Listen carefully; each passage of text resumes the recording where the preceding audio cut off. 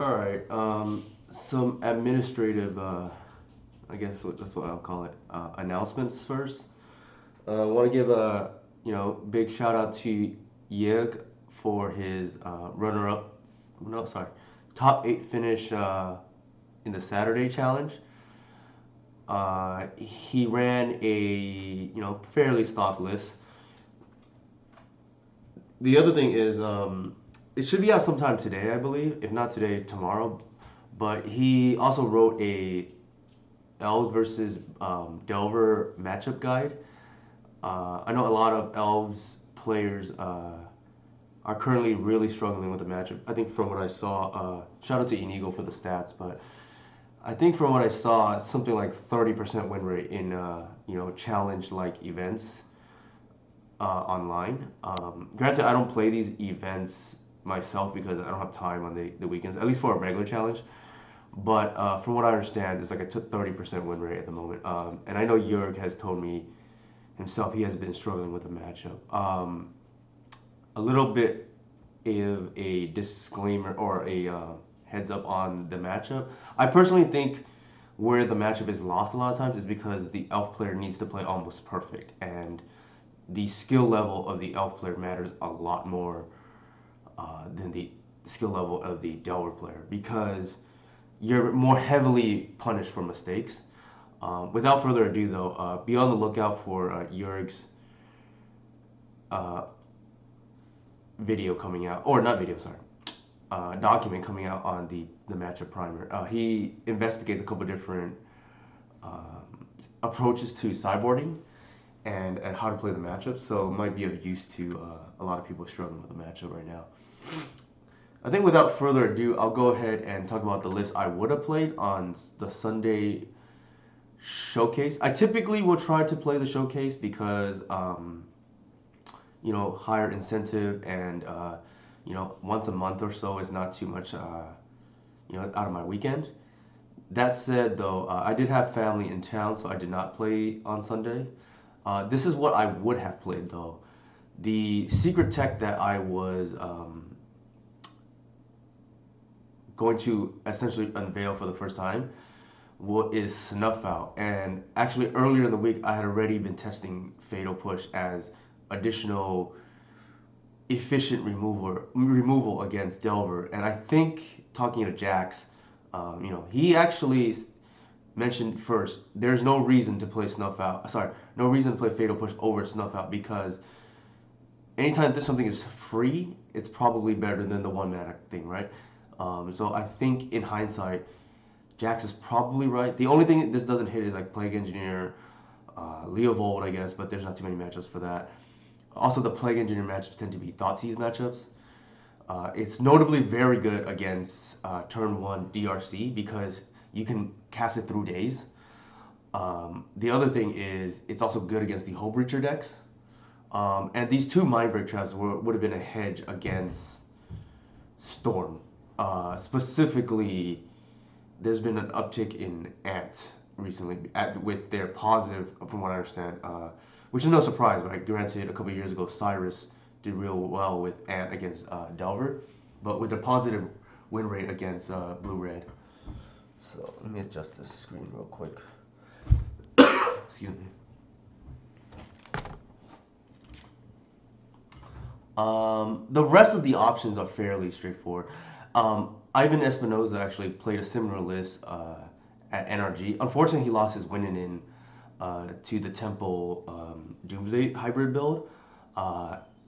Also, I think that's something that's unfortunate because he's typically a modern player. So unless he's been playing, a lot of games, it's different to know the nuances between that build and the traditional Doomsday build per se. Um, for those who don't know, there's a few innovators of the tempo build. Max Gilmore is one of them. But unfortunately, like I said, he lost his win. He did notably go 3-1 against Blue Red Delver, and his one loss was to the eventual energy winner. So I'm pretty encouraged by that result, at least, because, like I said, I have been seeing a lot of elf players really struggle in the matchup because I think that's the one matchup you really get punished for, like small misplays, so to speak. Like against the control matchups, they don't have Days and Wasteland to punish you as much for minor misplays, but Delver does. But the rest of the list is this main deck has been fairly consistent for for me at least, the last month or so. Whenever this came out roughly, like it has fairly settled in for a while. The sideboard has been in flux outside of the endurance, Thoughtseize, and Progenitus. Everything else is like pretty negotiable, I guess. But I think the run of files have been very good as an answer to Murktide. What it also does is we should be pretty favored against Depths now, which is, from what I understand, also has a pretty decent Delver matchup. So, without further ado, I guess I can just hop into the stream. I don't know how long the stream will be, but we shall, we'll play as much as we can. And I guess an obvious question is, shoot, I was gonna ask. Okay, if I remember, I'll think of it. I was gonna say something and then I forgot.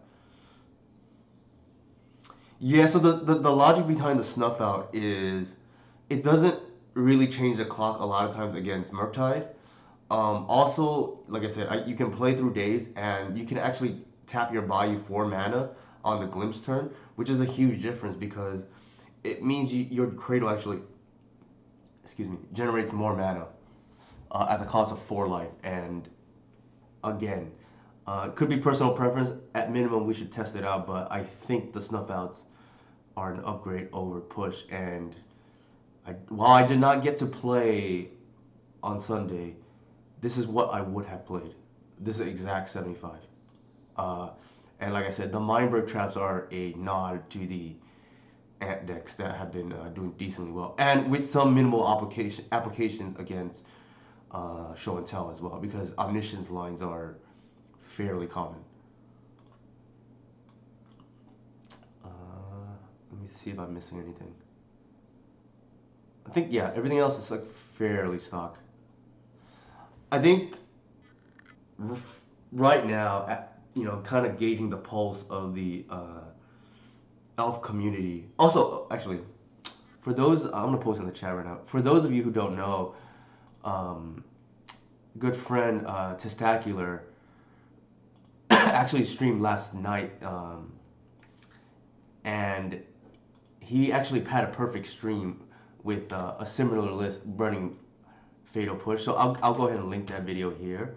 And while I do that, actually, I'll just go ahead and just link the different socials that I have. Namely, Patreon, if you have access to it, you would have seen Jörg's document ahead of time, but it should be out later today.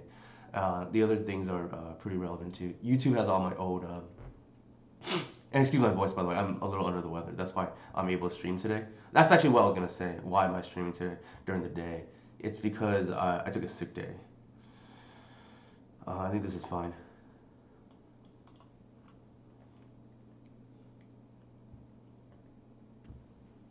But I apologize if my voice is a little hoarse, and depending how I feel, it may just be one league.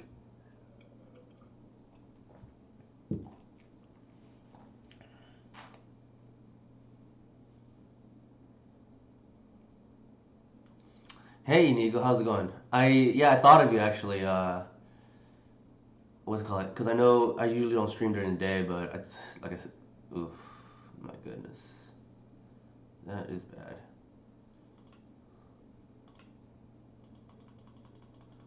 Usually, you know,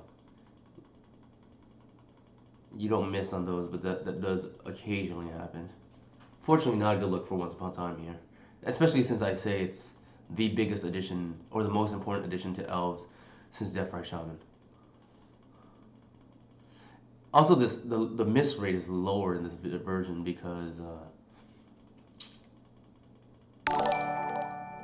Oh, thank you for the subscription, Astrionic. Yeah, for those of you who have extra Amazon Prime, subscriptions, I would definitely appreciate the subscription for me.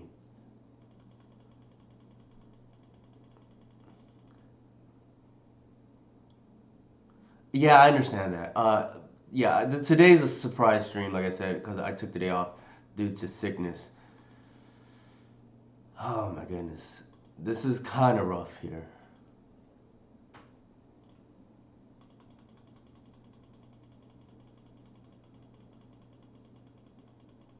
Like our hand is actually really good, but unfortunately, every once in a while, this will happen.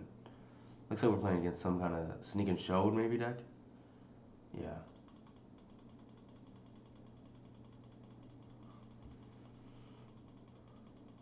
we're probably dead.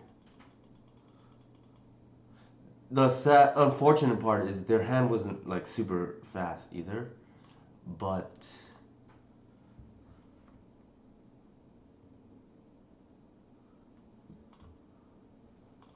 I think what happens here is typically speaking, when you know you're gonna green sun, you want to lead with the creature first because they can't force negation it like if they want to.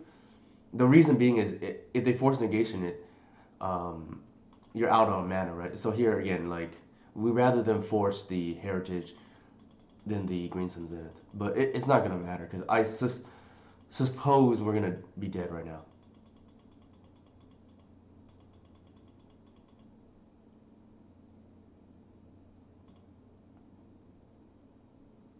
That's a yeah, we're pretty much dead.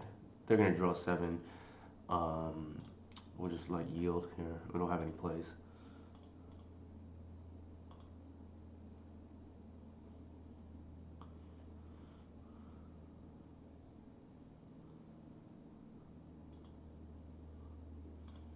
All right, now we're dead.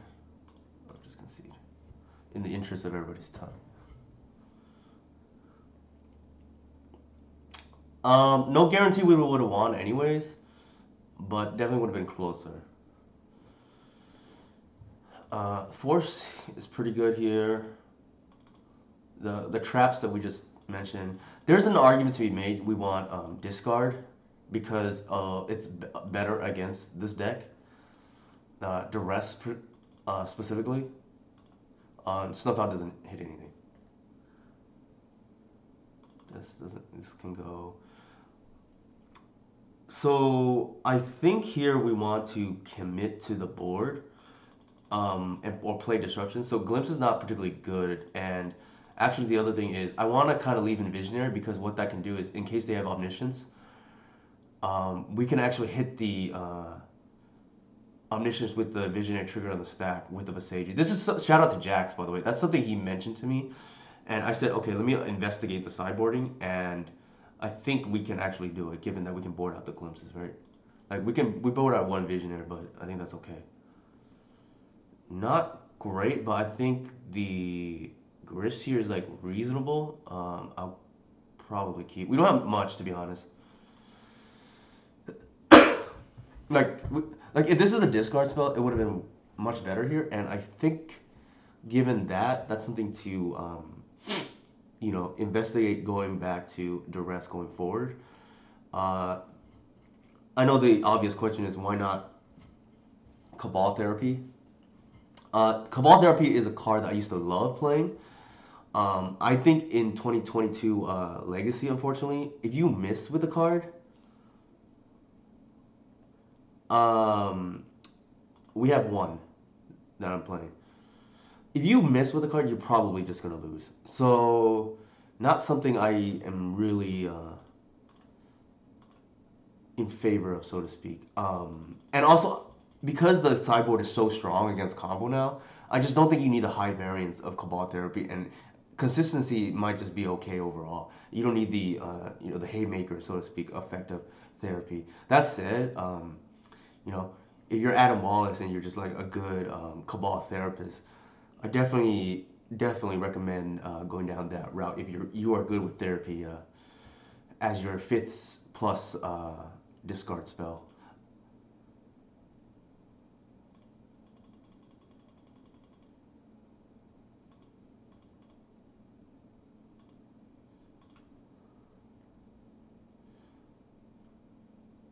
I think here I want to draw into a discard spell. That's why I'm tapping the way I am. And yeah, yeah. So Inigo kind of hinted at it. Uh, it smells like Pyroclasm is coming. So I'm not gonna play out the Druid.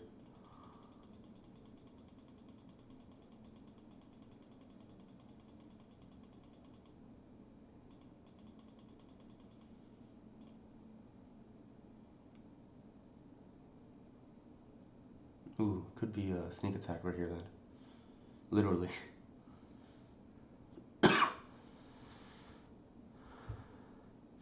Yeah, missing is essentially game losing, and I'm just not sure it's worth the risk these days.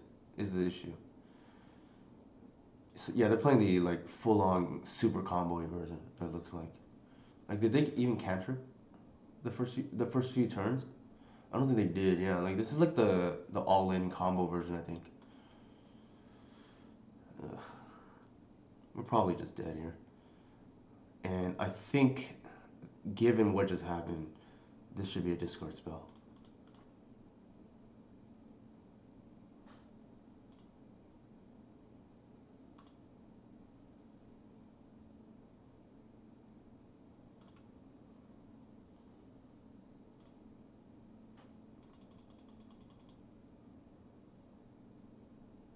Why the name Cradle Control? Good question. So that is just me being, a little bit trying to be cute with the name. Also, just paying homage, to be honest, to Cruel Control from back in the day when Cruel Ultimatum was the win condition for Greece's control. So a little bit of both, right? And I like the alliteration, which is probably why Cruel Control, got the name in back in the day in the first place. I think this is kind of why I hate this card sometimes.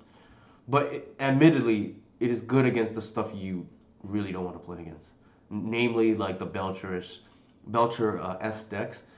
Um, the Epic Gamble Belcher. Uh, I mean Leyline's better, but it's like still good against Oops too. Less good against Ants because they have discard. Also less good against obviously Show and Tell. Yes, I do. Have you ever played elves before? Because I think if you have, that actually hurts you, in my opinion. I think it's easier for somebody who has not played elves to play this version because you don't like tunnel vision into certain lines. Yeah, so I would. What I would do is, as well, it seems like you're coming back into Legacy, but I would go straight into this version and not kind of ramp up, so to speak, with pun not intended, with the Nettle version because I think with the Nettle version, you're gonna tunnel vision into lines from what I've seen, and it will slow your development. It is medium. It is not great. It's better if they don't think you have it. If that makes sense. The tonic boot. I think here this has got to be a mulligan.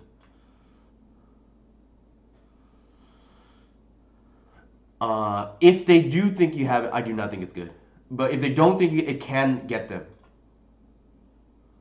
I'm gonna put back.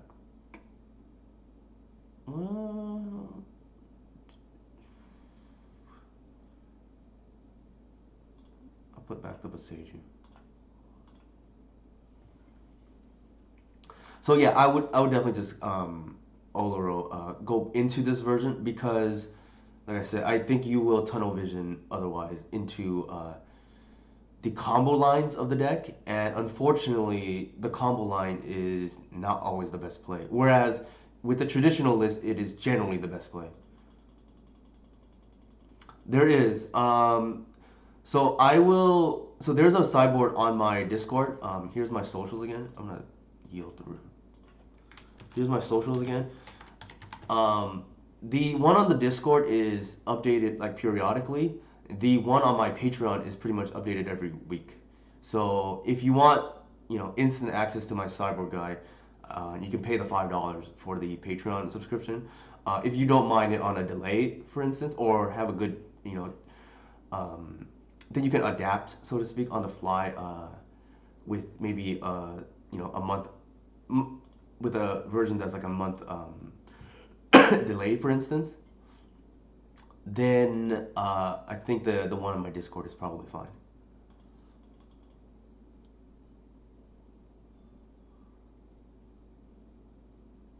Yeah, so Inigo, myself, I'm trying to think who else. Inigo, myself, Testacular, who's Curran, um, Adam Wallace, Decent are some of the ones who made that transition from the old school version to the new one.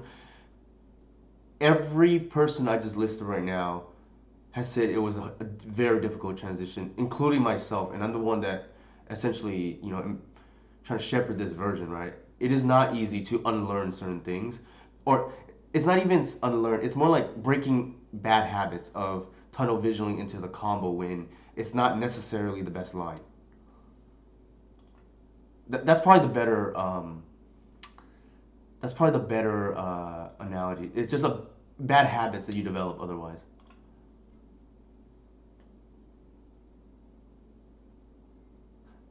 Because with the Neto version, the best play is generally the combo play, but that is a mistake on our opponent.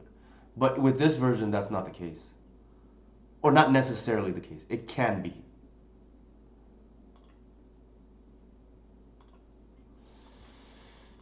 So our opponent, I don't think is familiar. Oh my god.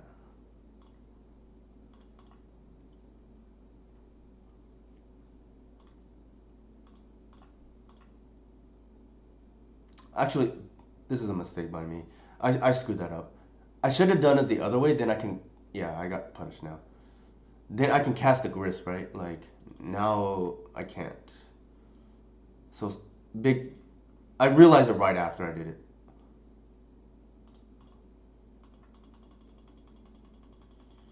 Hopefully no harm done, but we'll see. Yeah. So again, the thing about this version too is when you make mistakes, they tend to be game losing, and we just made a huge one right now by tapping the wrong land. And the good thing is I realized right after the fact, but at the same time, right, like you cost yourself, right? The good thing is here maybe we can untilt, so not untilt, unpunt, so to speak. All right, sure.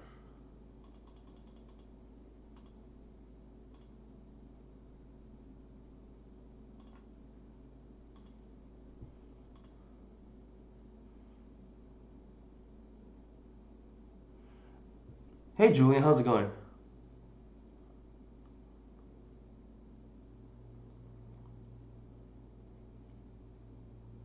Yeah, so that's the thing, right?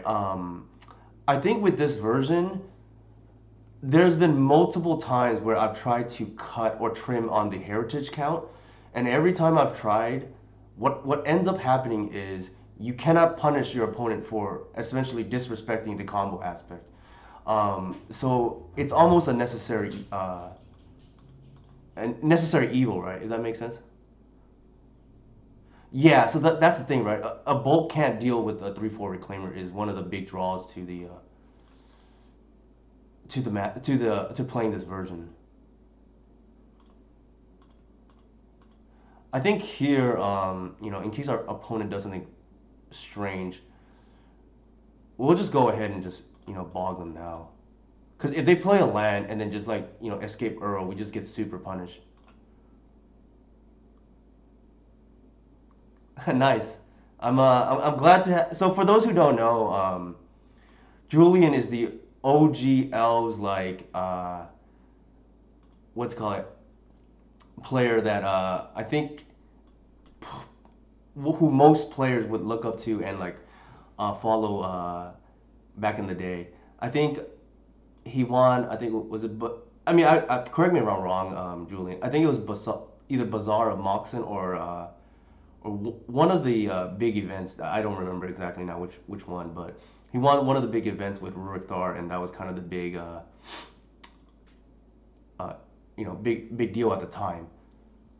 Julian still plays a lot of elves from time to time. Notably, he played it in the showcase qualifier and went and got top four with it not too long ago. So also Julian is the one that I watched a video of with the lands matchup, and that actually helped me learn some of the triggers with Tabernacle on the stack as I was first learning this deck.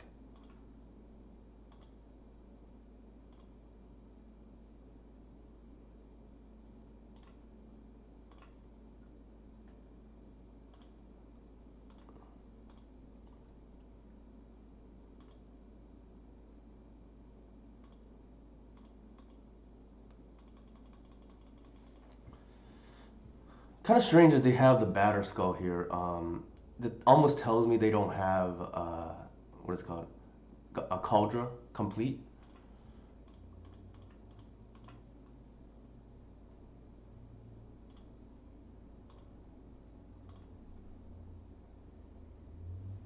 Okay. They could hardcast force, but I think that's something we live with.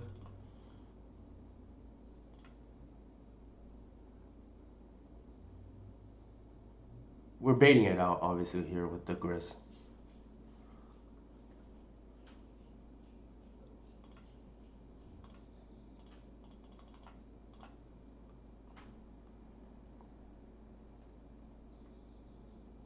And we know the last card is Batter Skull, right?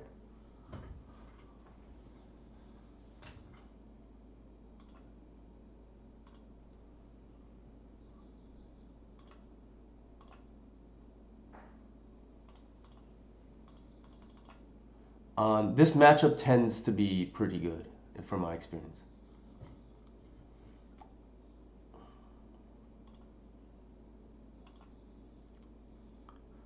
I mentioned earlier, for those of you who are tuning in right now, this is what I would have played Sunday if I was free. I had family in town, so I couldn't play. The traps were a nod to the Storm decks, but after given what happened in round one against the Sneak and Show player, I think it could be better just as additional discard. And then that's up to you whether you want duress or therapy. I mean, obviously everything's fluid, though.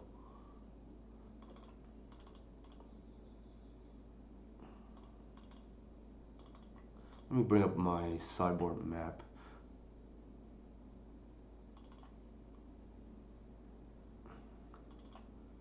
I guess here's a sneak preview for those of you interested in getting looking at my map on Patreon or on Discord.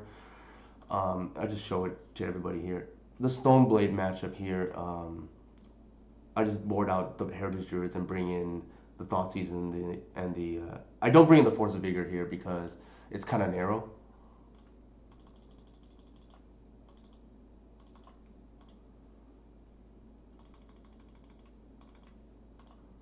And what am I forgetting here? I bring in the Progenitus. I'm short a card. Actually, I think they're on Bat Euro, so I actually probably don't want. I'm gonna adjust them here. I'm gonna go against what I have there because I saw Euro, and just bring out the endurances because I think that's better for us overall. We saw Stoneforge, and we want to keep the Collector Oof in, and then I'm gonna bring back the Bog given Euro, and then just play more of a proactive game plan here with more threats. Give it. So I'm gonna backtrack here and go against what my sideboarding says.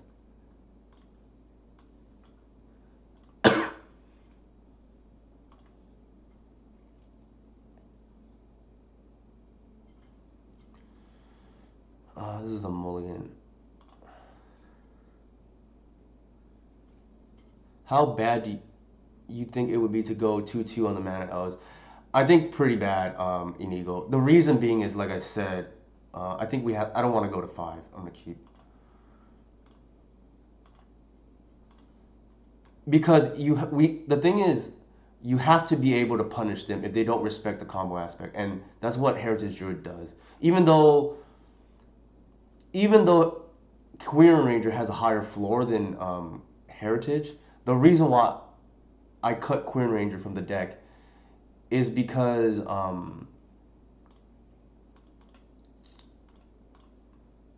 it's like less necessary, so to speak, right? Like especially in the combo matches where Heritage Druid tends to be really good.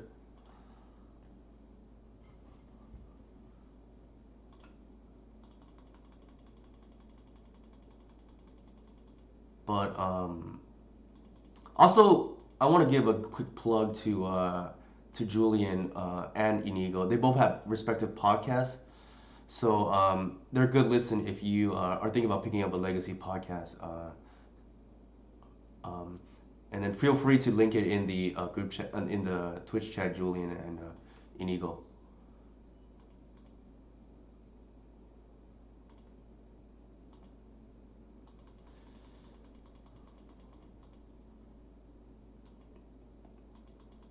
Turn to Jite.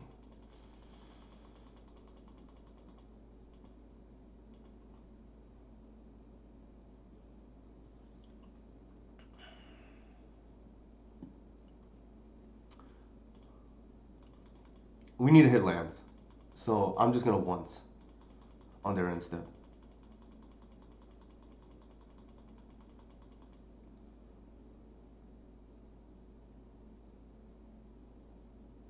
That's another reason not to play the Thoughtseize, by the way. You get to play around. Oh my god, that is bad. You get to play around Wasteland against these decks.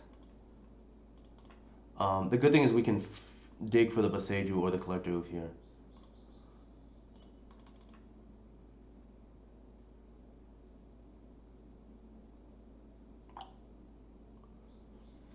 Not good. Um, I think we want to just hit the land. Yeah, for sure, Inigo.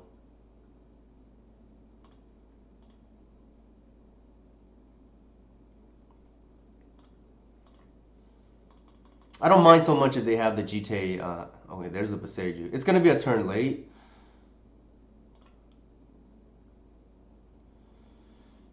Lots of safaris to be created. I think we just dig deeper. It's fine. If they wasteland us, so be it. Like we already have another land in hand. What this does do is it gives another creature, but I don't think we care about the extra symbiotes here.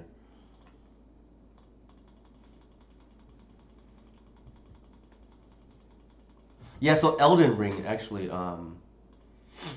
what's it called? I know a lot of people are playing at the moment, so I know that's a big draw. But yeah, Julian, if you want to link your podcast here, you're more than welcome to as well. I don't know if you were listening, but I made a plug for your um, Everyday Eternal podcast.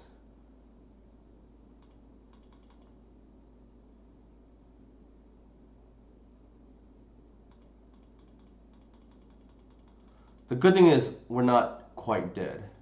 We would be if we didn't draw into the Boseiju here, which is like randomly answers a lot of you know problematic permanents, namely Jite, Chalice, Tabernacle, Chasm, things like that, that I otherwise just don't care enough to play specific slots because I want, wide ranging.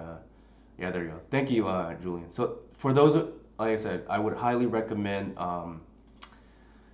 give Julian, Calum, and I forget who the third uh, person is at the moment, but I would recommend listening to that podcast.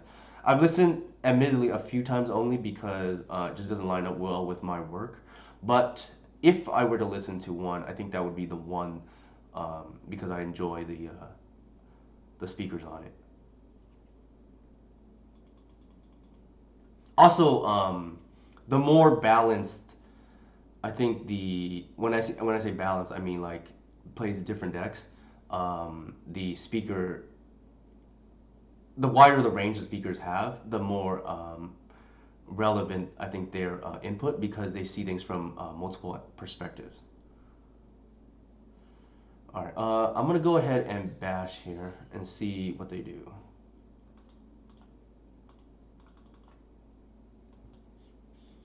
Ah, okay, there you go. So the third one is Matt.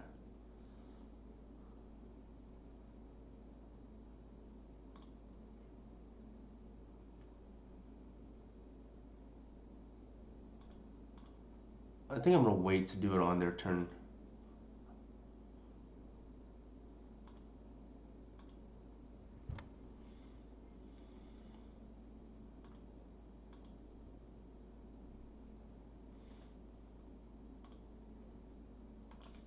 I mean, if they have Stifle like randomly, so be it. I don't want to give them the extra mana on my turn. Is the reason. Sure.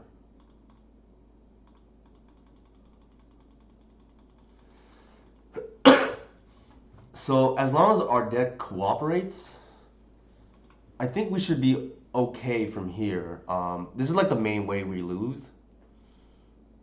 Like they did have the A plus B combo, so to speak here, but I think we should be okay as long as we draw decently. And Julian, myself, other elf players have mentioned this. This deck top decks very well.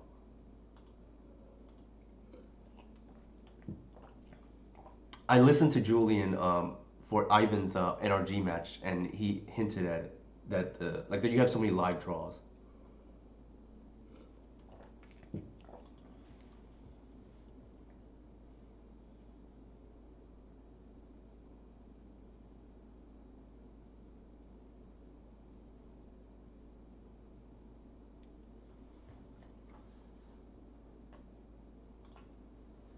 Active Jace is gonna be tough.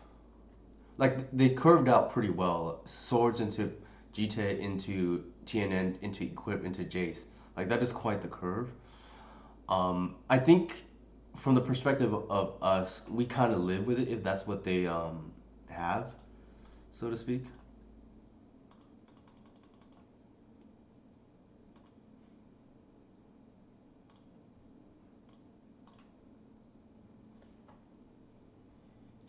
Small misplay by me. I probably shouldn't have. I should have waited till the first Wirewood resolved or gets countered before playing the Cradle here. Because if they want to double days, like be my guest, right? But we're giving information otherwise. Well, I think one of the things that it doesn't matter too much, but one of the things that a lot of elf players, myself included, can clean up on is the sequencing of the lands in particular. Um, One thing I want to mention too is like I did watch Ivan's match from the NRG, and I want to give full disclosure that keep in mind he's normally a modern player, so uh, there are if you notice a few sequencing mistakes from Ivan, uh, don't be too harsh because before playing Elves, he had never played Elvish Reclaimer in any format before. But he is a natural fit for the deck because he plays like a mid-rangey deck in Modern, and even though this is a combo deck at heart, it plays out like a mid-range deck a lot of times because um, you're just trying to make the best play possible, outgrind your opponent, so to speak. Oh, thank you, Legacy Council. One thing that Ivan did really well that I noticed in the match was the ability to adapt on the fly. So he saw Merit Lage, I think game one, and brought in the run foul, which took care of the Avon Mind Sensor game three. So I think a lot of elf players, or it's just not even elf, but legacy players in general, follow sideboard maps way too strictly. And him deviating from my sideboard map, I think, was big kudos to his, skill level. Like not as an elf player, but just as in general.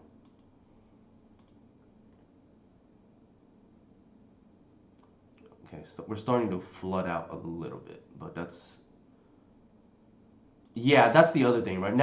So off the Aven Mind Sensor, he saw Hoof, Visionary, and like two other cards I don't remember, but We get blown out here by any flash creature. I feel like we have to try to take the Jace off the board here, right? But if they have it, we probably just lose, to be honest. And we might just lose regardless. Like 4 creatures in hand. Yeah.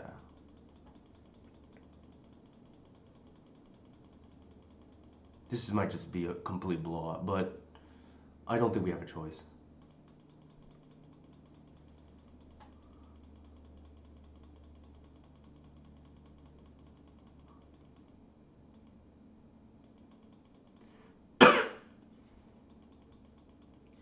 Something that I want to touch upon is it was, but I think we're gonna lose anyways. Legacy Council if we don't go for it, right? We're just gonna get drowned out by the Jace. Um, Something I want to point out is, uh, and Julian hinted at this before too. Some during some of his old streams, is when elves lose sometimes it looks really ugly. I think some people can't, shake when those losses look really bad, but things are binary, and this is what Jarvis mentioned. So it doesn't really matter if your losses look bad. Like if your overall win rate is good, that's what matters, right? Like if your wins look like you just sneak by, for instance, and your losses are blowouts, but you still win 9 out of 10 times, I'll still take that any day, right? And I think we're just dead here, right, to the onboard Jace.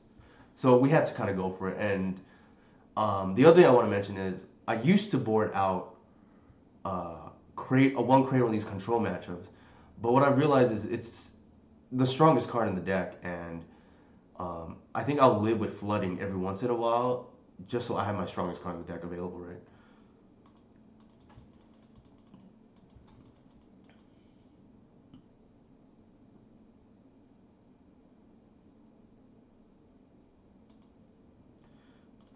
All right, we're gonna fetch one more time here, and then if we don't draw anything pertinent, we'll just scoop in the interest of chat. I don't think that's pertinent.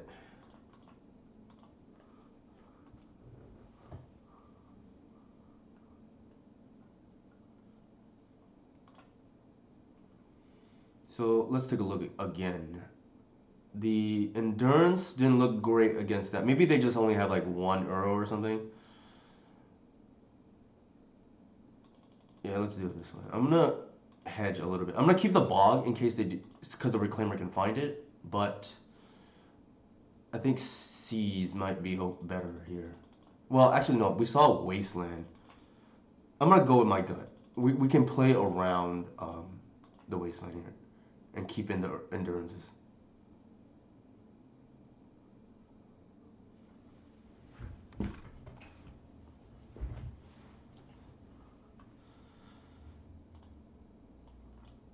This is like significantly better. Pretty much exactly what you can ask for, right, in this kind of matchup.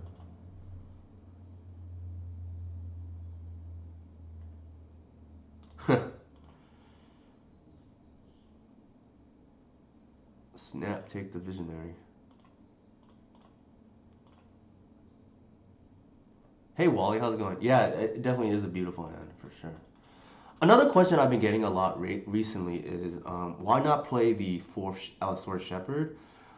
It's a two-part question, I think. I think the first part is I don't think it's actually needed. The second part is because it's not needed, I want to save a sideboard slot, right? And I think there's diminishing returns on that card too. Similar to Heritage Druid back in the day. We're gonna sequence this correctly. Also, what ends up happening a lot is sometimes your opponent, especially on Delver, will have the all removal hand, and they will just ignore your Shepherd and just go after your mana. Especially good Delver players. So what ends up happening is they sort of, and if you draw a second Shepherd, it's almost like you're a mulligan there because they just don't have the permission anyways, or they just don't care about it, right? Like they just go after your mana, so you just can't get to 4 to hardcast Natural Order or like a hardcast Endurance.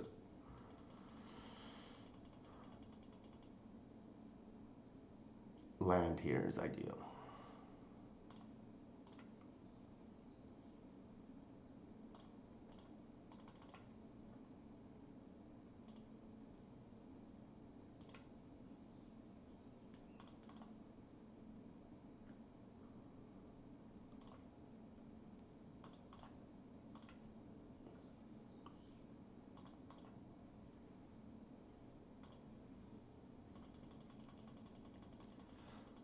So our opponent has to waste here, otherwise they just die to the Shepherd's Alpha Strike, right?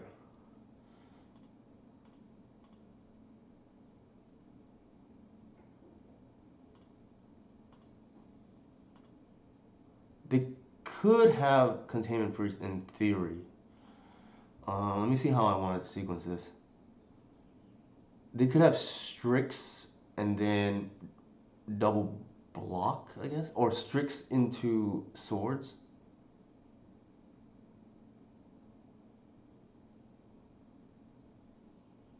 Yeah, Snapcaster is a thing too, and then we lose to the GT. So I'm thinking how we lose this game here.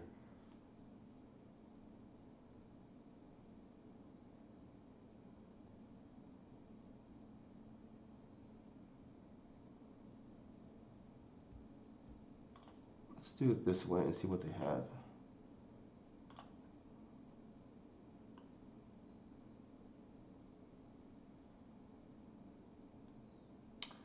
Hoof here should be lethal. If they have a swords, is a little bit awkward, but I think I'm gonna go for that.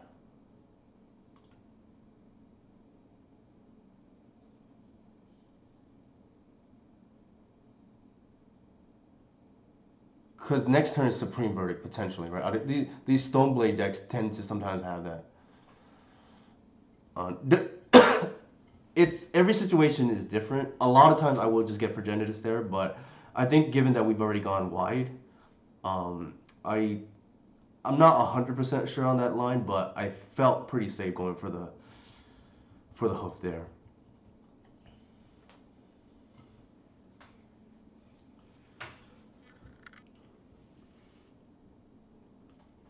The another thing that gets brought up to me a lot is why no Queen Ranger anymore? I think besides the fact that Heritager is kind of a necessary evil to punish your opponents for not respecting.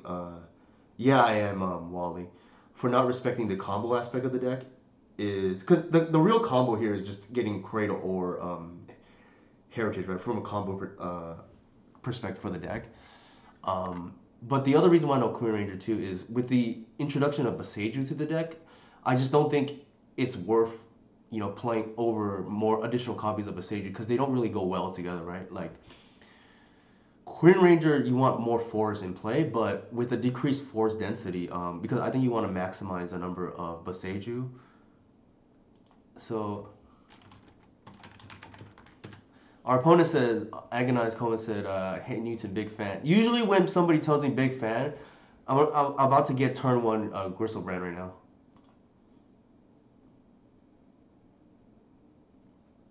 But hopefully that doesn't happen, right? We'll see.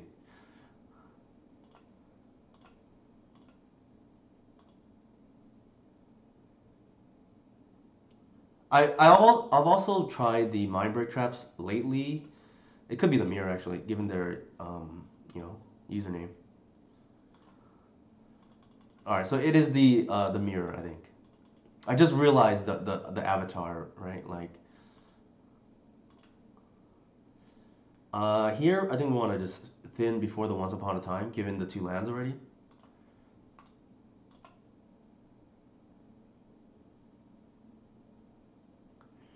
Um, we're playing to win here, and I think the Visionary is going to be a little slow, especially on the draw. We're just hoping that we can just top deck Weldon. Especially since our opponent knows we're on it's the mirror match. I I would give them the benefit of the doubt to know to keep a faster hand. Also, they're on the play, so they could just naturally turn 3 natural orders too.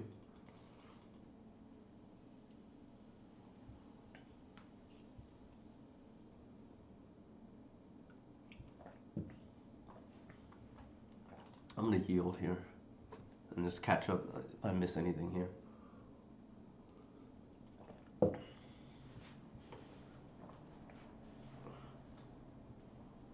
Also stretch a little bit so I don't get like messed up neck later on.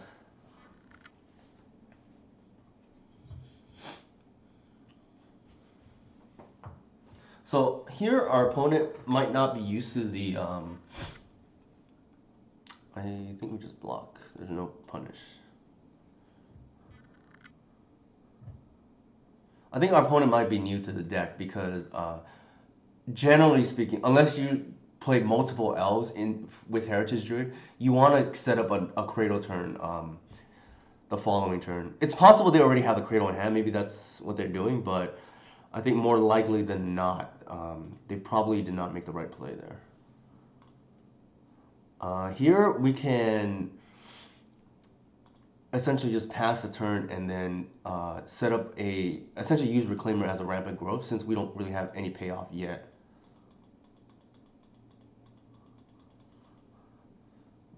But like I said, our hand is a little bit slow, so we need to top deck well here. Looks like Natural Order is coming down. Oh, never mind. It's gonna be Grist for 3. That's interesting. My guess is maybe minus if they're afraid of our board state. Yeah. So one thing to keep in mind with Grist is if you're on the other side of the battlefield, you can respond to the second trigger, right?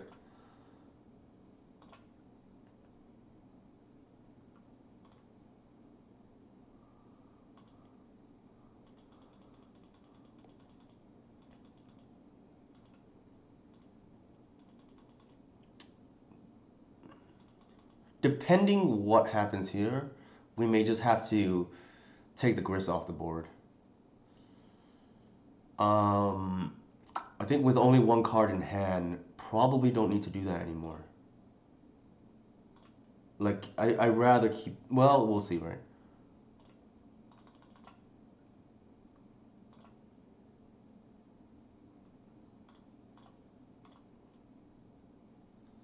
I think we'll... Unless we hit something relevant here, I think we can just do this, actually.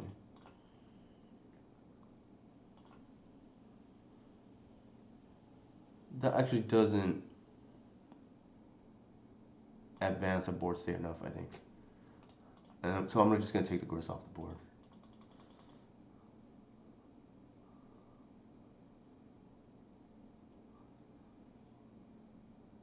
Oh, okay, that was bad by me. I'm playing blind here.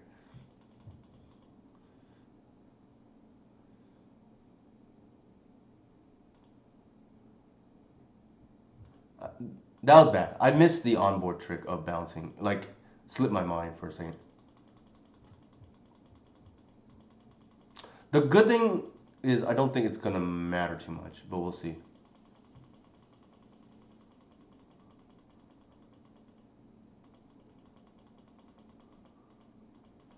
Our top decks are better than theirs at the moment, so I think we're still okay. Yeah, especially with that. I want to hold the Boseiju because, well, let me rephrase that. In the event our opponent,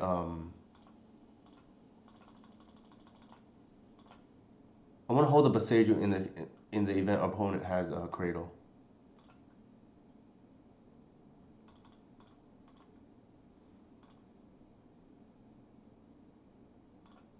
Actually, I don't want to cancel that.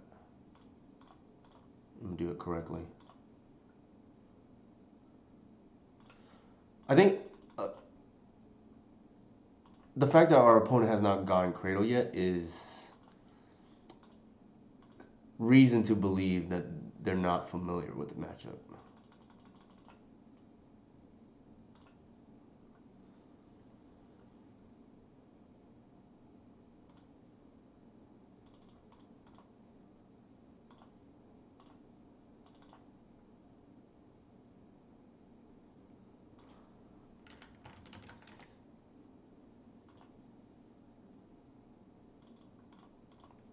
We're gonna leave the Green Sun in hand here.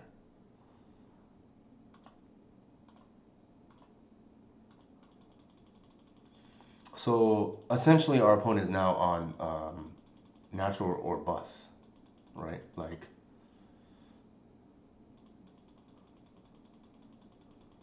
we misplay. We deserve to lose potentially, but I think our opponent also didn't make the best play possible on their behalf.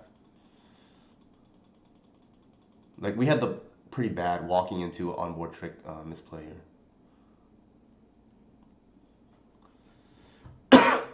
But we have lethal coming up, so we may just get not unpunished, so to speak, for the misplay.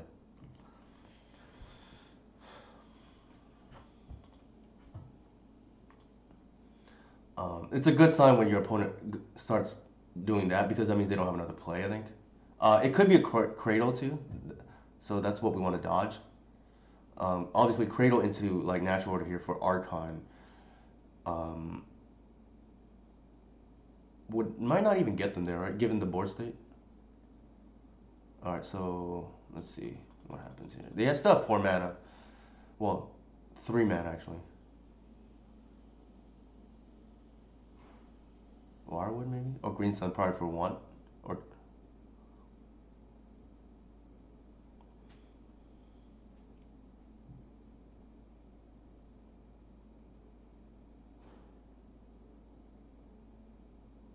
yeah. That should be a Wirewood if I were to guess. Yeah. The correct line on their end here is you bounce the Heritage Druid because you only have 1 mana left to untap the Reclaimer. That way, what you can do on their end is on my end step, you tap 3, bounce the Visionary, untap the Reclaimer, get a Cradle, right? But it's not gonna matter here because we have lethal now.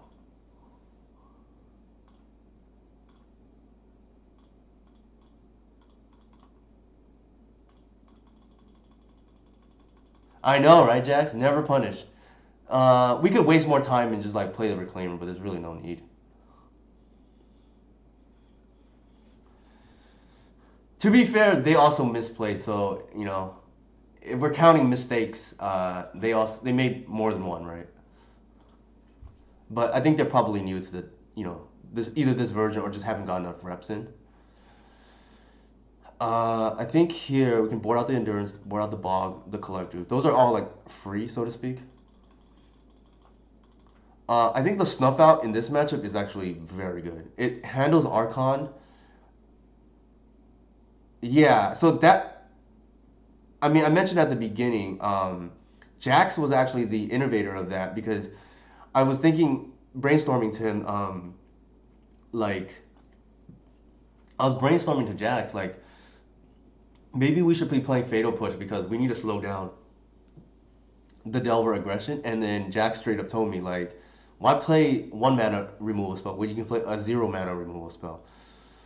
So here we are, right? I think the interesting thing is how to board, right? Now we have 3 cards too much. I don't think I like Trap. That card has felt like the opponent can easily play around it. Granted, our opponent here may walk into it, or like who knows, but I think I don't like Shepherd that much in this, especially the real mirror instead of the pseudo mirror, um, because it does get grindy a lot of times. So I can see going like this. We definitely want all Heritage Druids. Um, yeah, even Plague Engineer, like a lot of those matchups are Thoughtseize decks, anyways. Jax. Also, how come Jax does not have mod access? That is criminal on my behalf. So I think he does now. If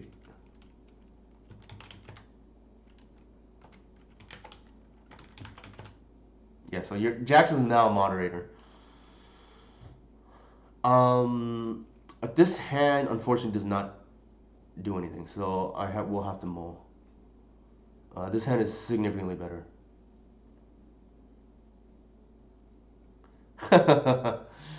I think we'll keep, and we're a little bit flooded. I just bounce. I mean, put back the Beseiju.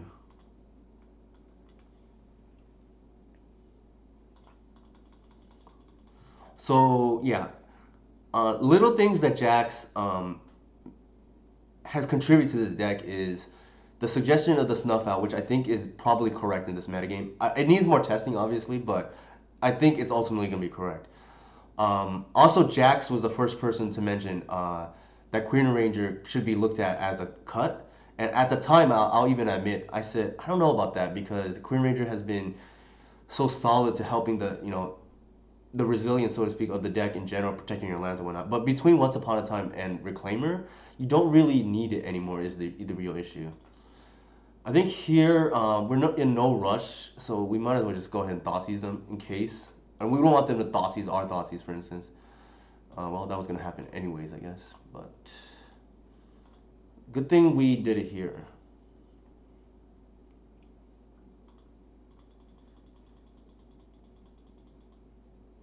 Yeah, yeah, yeah. So the love letter that I or that Elvish Reclaimer wrote, you know, was on April Fool's Day. For those of you who didn't notice, but well, I just wanted to give Queen Ranger the recognition she deserved, right? Even if she's not part of the list anymore, and I foresee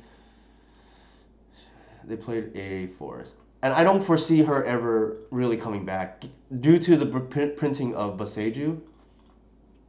I don't really see her ever really coming back, but I wanted to give her, her spotlight, if if anything, for one more time, right? Like, um, sure.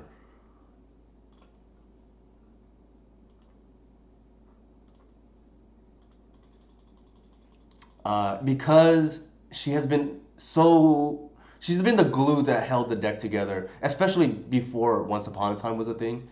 Because protecting your lands and just making land drops is, I can't stress how important hitting land drops is, especially for the Reclaimer version where you are sure, where you are more what is it called? Where you are more mana hungry, so to speak, right? Like just hitting land drops, and especially in the other version, it helps you essentially have 8 copies of Nettle Sentinel too, right? Ooh, okay. Hmm, that is pretty good.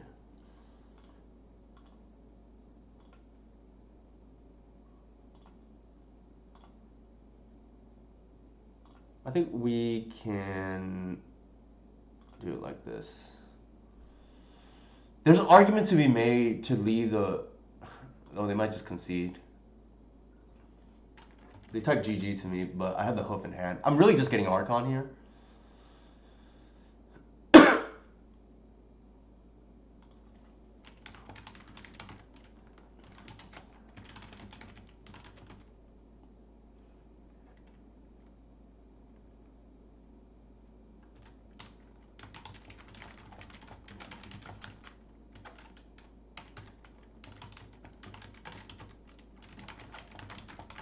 So I'm telling my opponent, they just mentioned to me that they're just still learning the build, which makes sense, right? And I told them going forward, one thing they should keep in mind is to get Cradle on turn 2.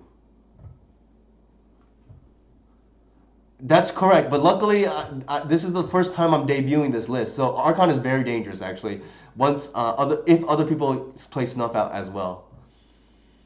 Uh, with that said, actually, I'm gonna take a quick 1 minute break and use the restroom. But I'm gonna bring up the list again, and if anybody wants to, ask me anything, please put it in the chat. But Jax is 100% correct. If people adopt this list, Snuff Out is a big answer to Archon, which just makes this mirror match even more interactive than it's ever been. I think it's probably already more interactive than it's ever been because Boseiju targeting Cradle is a thing now.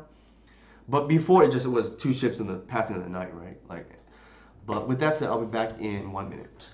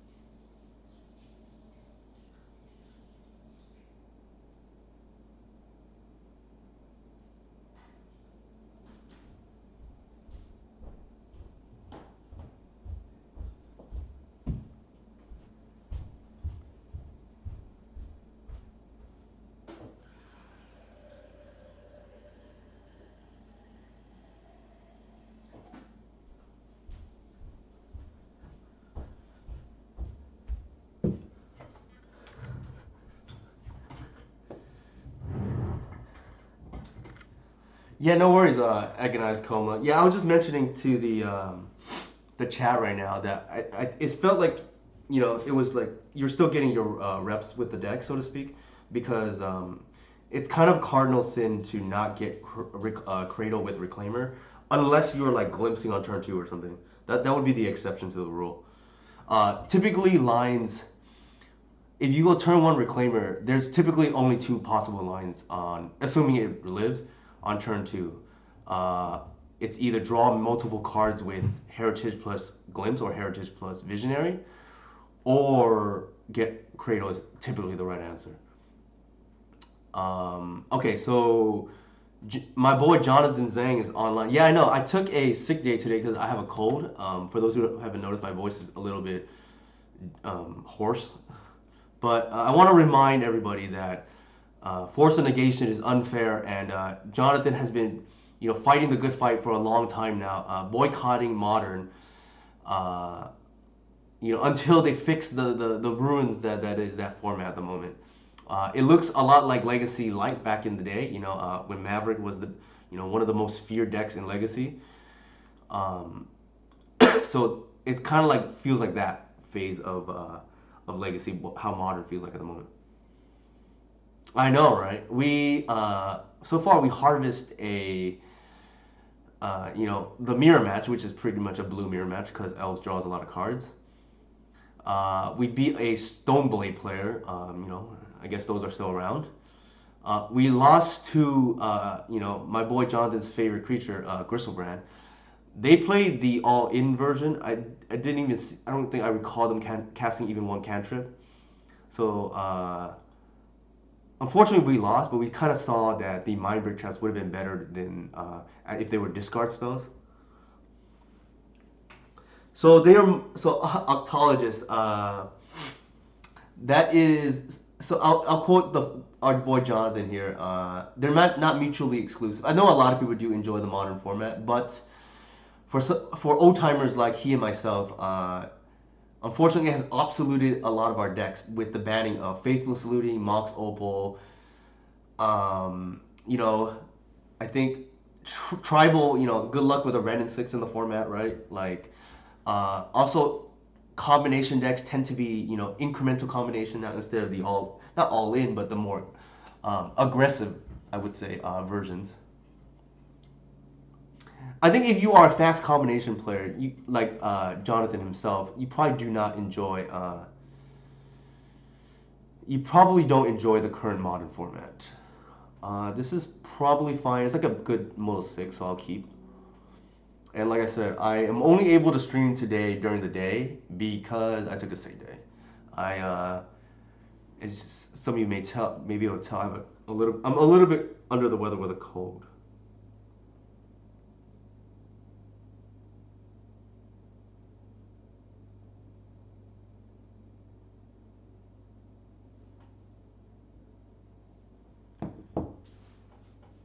Okay, that's it. My wife just texted me some meme right now about my back hurting, so I should try to stretch, between matches. I'm an old man now, I guess.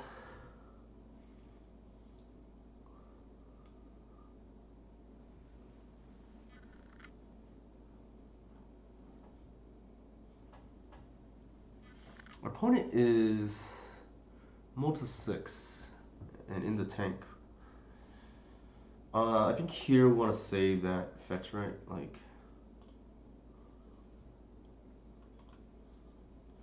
yeah. So again, I'm talking about they're not mutually exclusive. Jonathan would hint at where entire collections have been just obsolete with a. Speaking of which, bannings like Mox Opal. Oh, okay. So it looks like we're playing against ACAS. For those who don't know, this matchup is almost a bye. In legacy perspectives, for the most part, the best a matchup can be is like 80-20, I think. And this is probably in that range.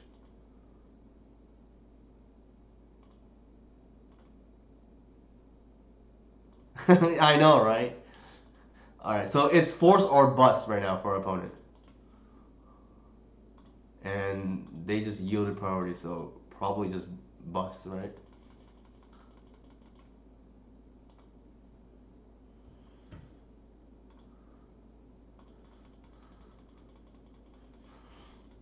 They do have a chalice, but we have a lot of answers to it. Also, they cast a chalice for 0 for some reason. Why did that happen?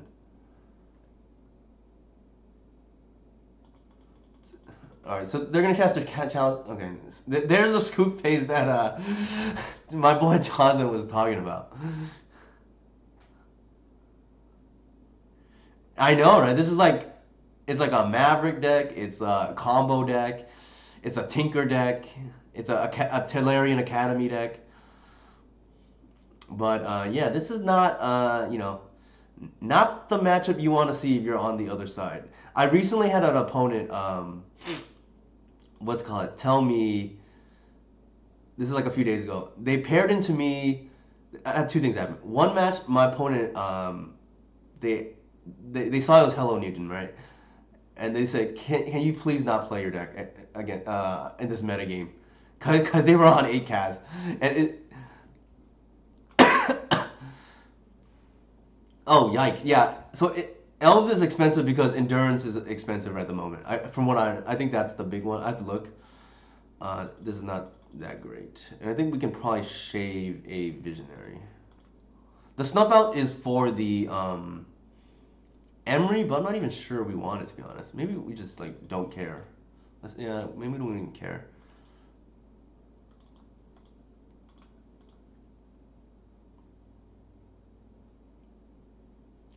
I was gonna bring the Snuff Out in for the Emery, but I'm just not even sure we care.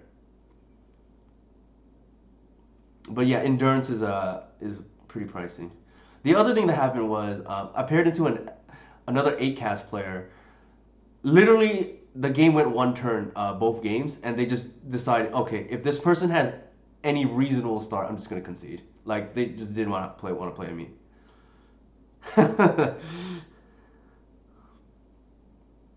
Yikes! Yeah. So Force of Vigor. The good thing is Force of Vigor. I don't think is even necessary. Like you're gonna beat this deck even without it, assuming you just don't mulligan to like 4 every game. But I actually don't like Trap because it's a poor top deck, right? Like the way this matchup plays out, I tried it before Inigo. The way this matchup rolls out is a lot of times what happens is you get a Shepherd in play and you just want to draw creatures and payoffs. And drawing top decking a trap is pretty bad, I would say. And it's not like we are a big dog where we need like a haymaker in the form of Mindbreak Trap. Like we're not generally not far behind in the matchup. I think I updated my deck list here. Did I? I did. Okay. Well, it was pretty close. It has the Fatal Push in the Stream Decker list. I think I'll keep.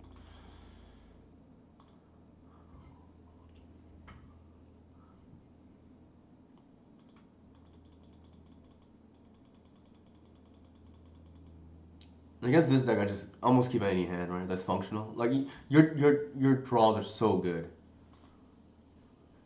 You have 4 to 8 or 3 to 7 depending on how many copies of Shepherd. That just completely invalidates all of their disruption. And then you have a 5 of Collective Oof that just like shuts off their entire deck.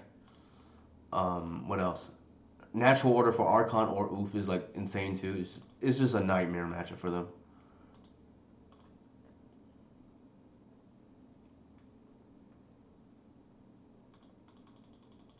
I think the only way you lose this matchup is if you don't respect your opponent, just to play really, really sloppily, or you mold to 4 every game. That's the only other way I see that happening.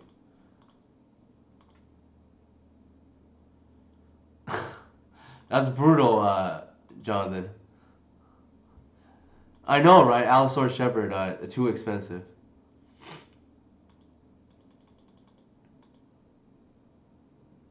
What is going on here? Are they just playing a slow Cannoneer? That's not gonna get it done.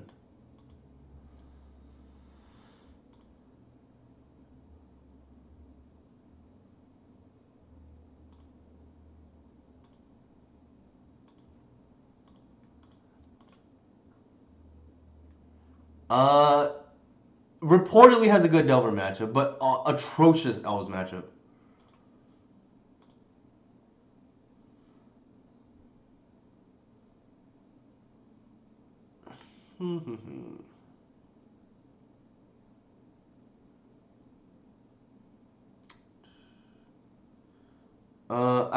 Feel like they have Force in hand. I may just bait it with a glimpse and see.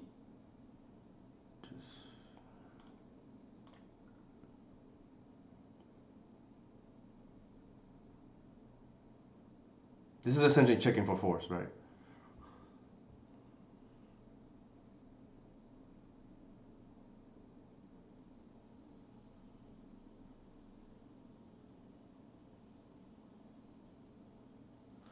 I mean, if they have it, they need to counter this. In my opinion, like I have 5 cards.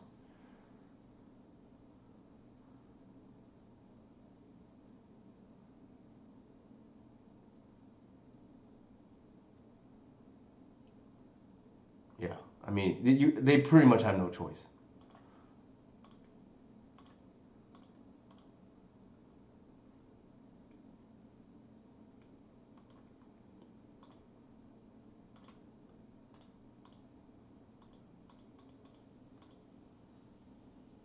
Yeah, I know, right?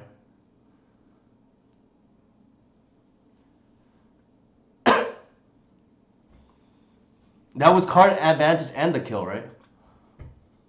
Yeah, that was pretty much just a bluff glimpse, right? Like they realistically cannot let the glimpse resolve with the elf player having 5 cards in hand.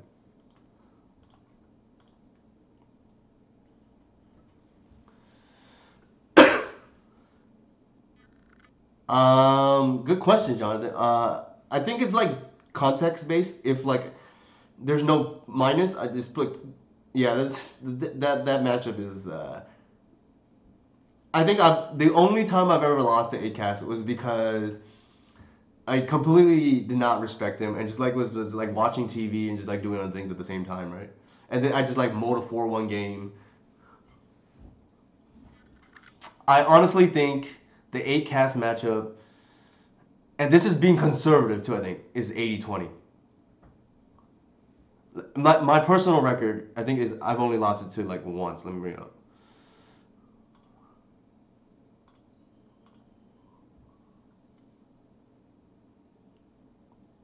Let me bring up the stats.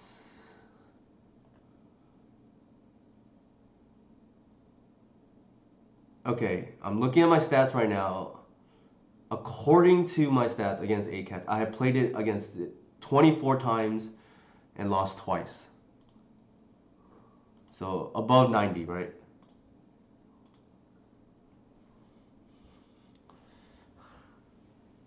Yeah, I think the deck can be hated out. Force of Vigor is really good. Seeds of Innocence, things like that. Meltdown. Well, Meltdown is less good now because of Cannoneer. But yeah, Energy Flux is really good. I mean, if you think Tabernacle is bad for elves, Energy Flux is even worse, right? For an 8 cast.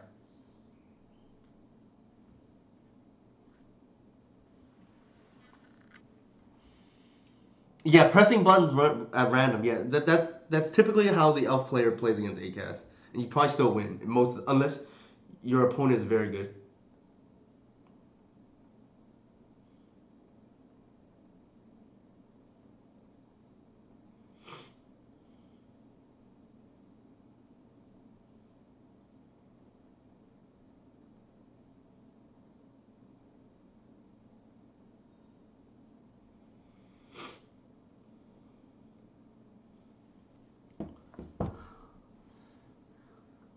Yeah, that's one I've heard about the cards. Jax, in particular, was the one person that told me. Well, yeah, 1 card combo. You want to talk about bad 8 cast matchup? Like this card is a 1 card combo. Green Sun is a 1 card combo. Collector Oof is a 1 card combo, and Shepherd is like a 2 card combo, right? Like this and anything else. What else? But Seiju handles whatever you even care about, like in case they have like I don't know, ensnaring bridge or something like that.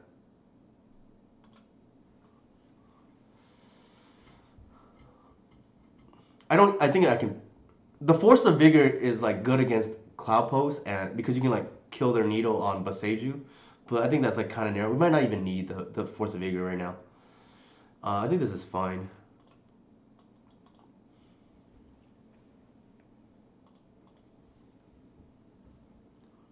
Looks like a control deck.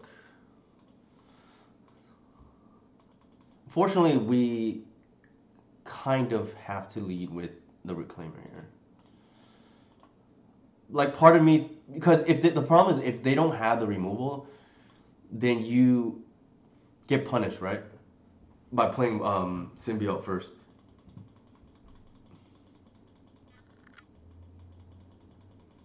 I think here I probably just want to lead with with the Symbiote.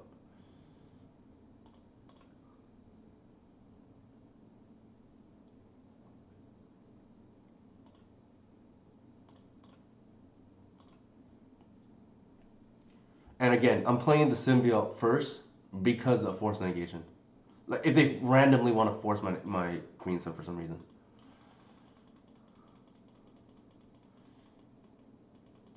All right, they're on like traditional control, right? I mean, these decks sometimes have Terminus, which is a little scary.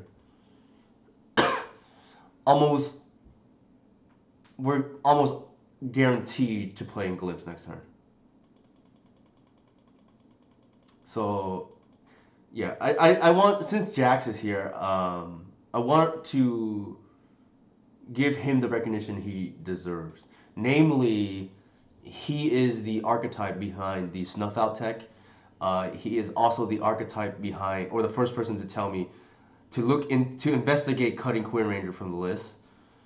He is also the person who tested with me when I won the showcase qualifier in 2020 with Lurrus Elves essentially.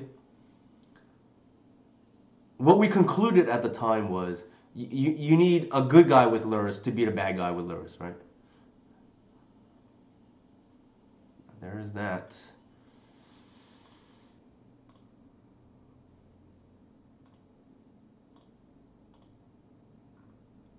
It is, yeah. Okay, there's the visionary that we were looking for. So yeah, so for that showcase qualifier, John, I think I mentioned this to you before. We play Lurrus in the sideboard. There you go, Julian. Julian's giving all the good things Jax has done. But essentially, what we did was we played the Lurrus in the sideboard, and then against Delver, you want to be boarding out or at least for me, I wanted to board out the natural order package anyways, because resolving it through Days and Wasteland seemed problematic. So it was kind of free, and then you can transition to an Ape card to battle their Lurrus with your Lurrus. And then against the at the time the Snowco decks, you can board it in as a pseudo Sylvan Library, right?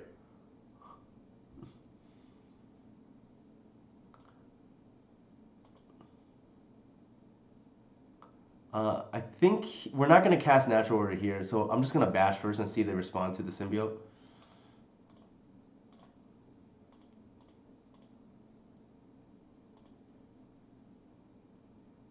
Um,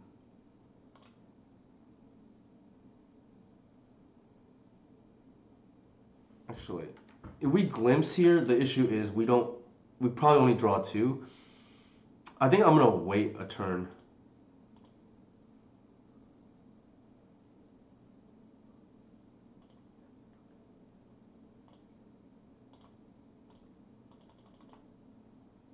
If we draw a Heritage here, the reason why I didn't bounce this one is in case we draw a Heritage. And I'll go ahead and bounce now, in case they have a sweeper. Yeah, it is. It has been pretty much ever since Terminus has left the deck, right? Or since Sensei's Divining Top has been banned. I think we're significantly ahead. I think the only thing we may care about is maybe the Hope Richer if they have that, but I think they have to force the Glimpse, and then that's gonna allow a natural order to go through. The thing is, also counterbalance lines up kind of poorly against Delver is the other reason, right? Like I feel bad for Control because they're kind of fighting on a lot of accesses these days.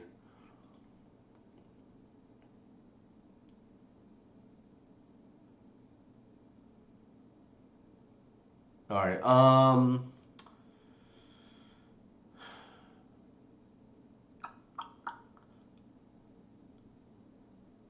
Sure.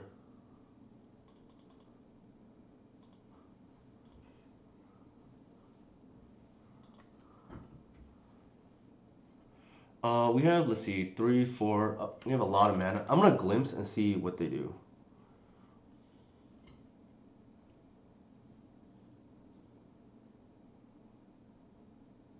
Sure.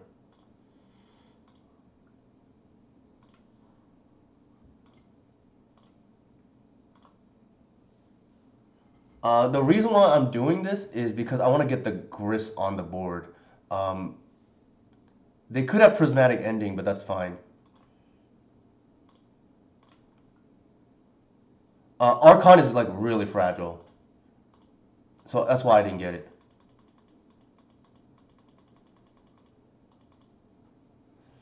This is a line I've learned to make recently, which is the if you can't lethal them, don't get Archon, just get grist and just like force them to deal with that. See, the Archon would just have been lost for no value, right? Sure. And then here, there's really no reason. Well, not you can name instant, right? The problem is if you name instant, you get Teferi Balance. You name Planeswalker, you could get, Snapcaster into Swords or something. I think there's no reason to rush here. Well,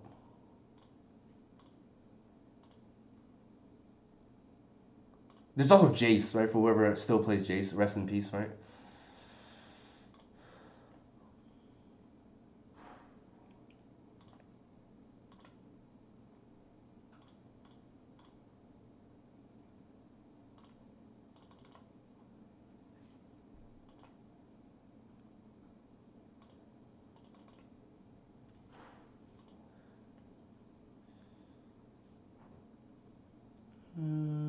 Do I care?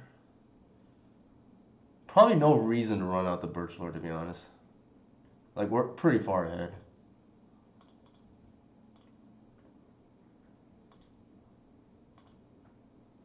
I know, right? Like, see, that's the thing, right? When you're ahead against these blue decks, you just slowly nickel and dime them, and it's just a nightmare for them.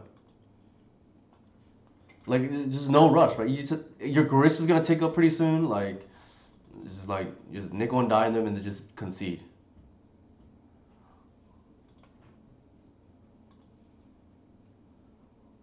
And then I'm gonna bounce in case they like have something funny.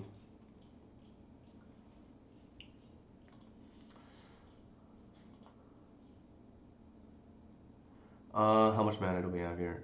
8. We can probably plus here. And then dig for the once. I'm sorry, dig with once for Allosaurus Shepherd. That's like reasonable, I guess. I think I want the Reclaimer. Can we still lethal here? We can. I guess what I'll do here is hardcast the Hoof and see what they do. Um, I think it is harder now than before, but still pretty good. It looks like it's hardcast force, which is fine. Oh, never mind. They're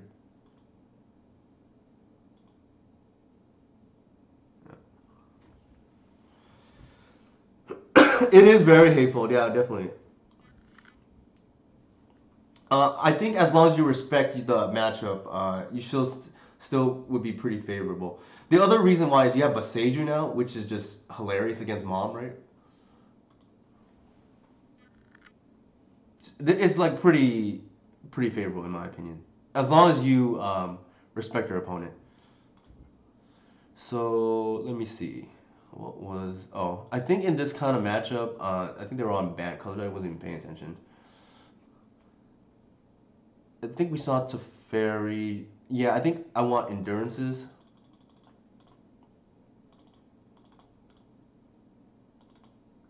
And then we board out the heritage druids.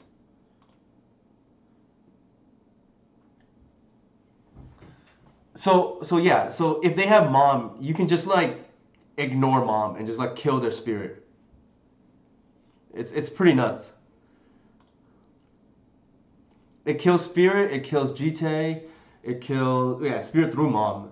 Kills GT, it can kill canonist if they have that. It's just like all around kind of funny. Yeah, but Seiju is peak fire design, right? Just like limited drawback. I guess if you're a mono green deck, there's like almost no drawback, right? Like obviously the splash color is a little bit weaker, but and you're a little bit more susceptible to non-basic hate. But for the most part, low drawback. This is not close to playable.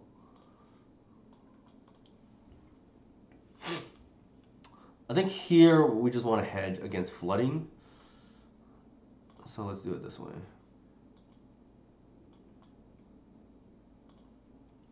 These blue you decks, so to speak, right? Blue, white, blue love to try to back to basics me for no reason.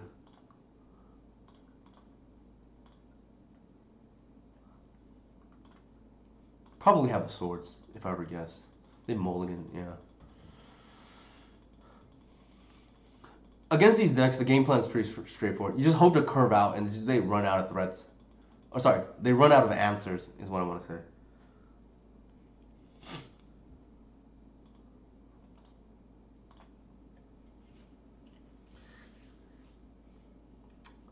Also, one important thing about elves is you want to spend all your mana every turn.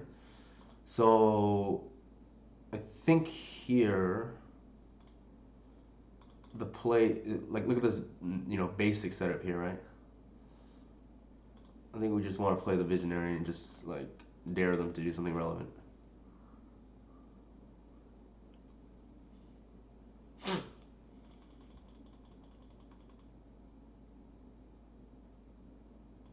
Sure. They're gonna probably plus. We'd have to, unfortunately we couldn't play two creatures. I was afraid they might just go turn three to fairy, right? All right. Let's see. Ooh, that is a good draw.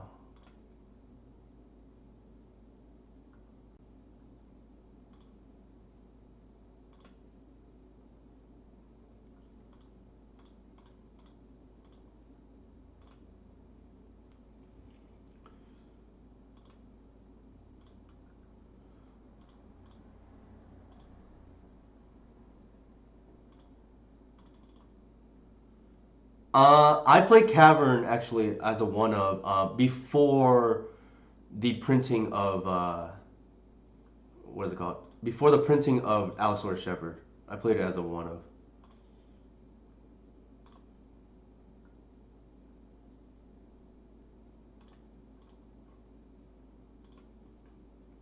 With Shepherd, I don't think it's necessary anymore. The reason being is if you draw the hoof before, it was like really awkward because if they counter it, you probably just lose the game.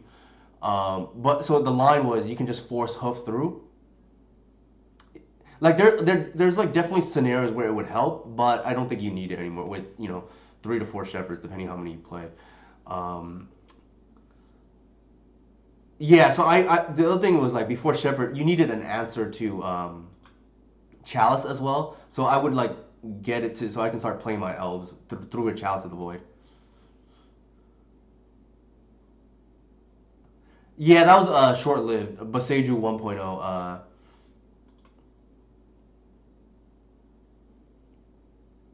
Little do they know this actually helps our glimpse. Sure.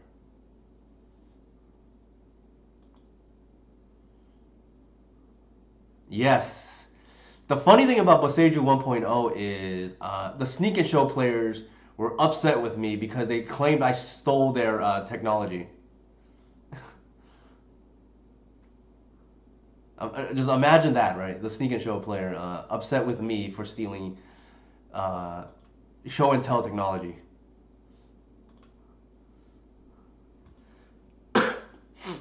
All right, we're gonna take the Narset off the board.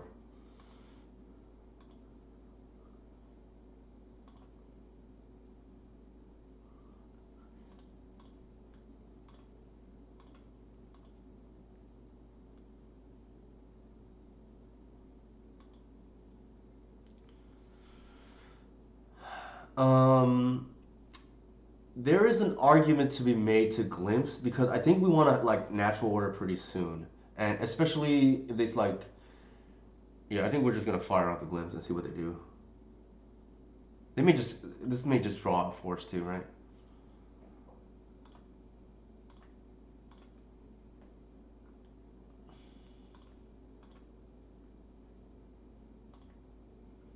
And in case it mattered, I'm just gonna play out the Boseiju. It does in D&T. The funny thing is, D&T and the green decks are now what is keeping Reanimator in check because D&T has Solitude and Caracas, and the green decks all have your Sylvan Syndicate cards, Endurance, Reclaimer, Once Upon a Time to find them, Green Sun to find them. It's just like a nightmare for the Reanimator decks at the moment, which is a funny thing to say. 4, 5, 6, 7. Are we short? I feel like I don't want to get blown out here by like something random.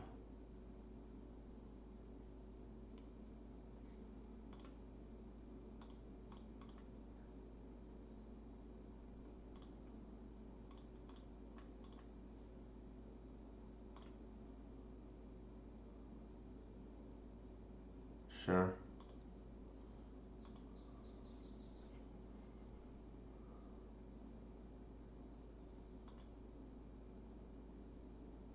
The other line I could have done actually was Green Sun for 1, and then just like Alpha Strike with that, but that's like a little bit more risky. I should have probably should have done that to be honest. I didn't think about it fast enough.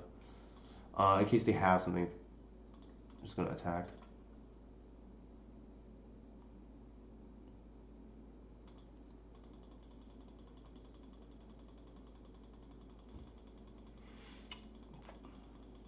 So what could have happened there was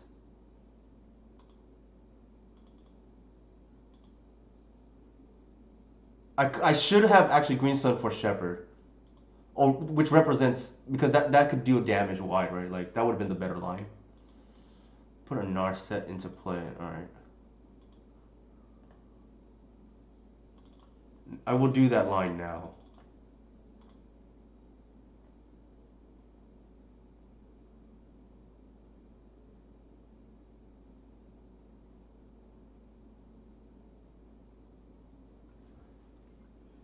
All right, so they're down to 1. I think we definitely want to take the Narset off the board. If they have a swords for some reason, we're gonna play it safe. And then these will go fit. Oops, not him.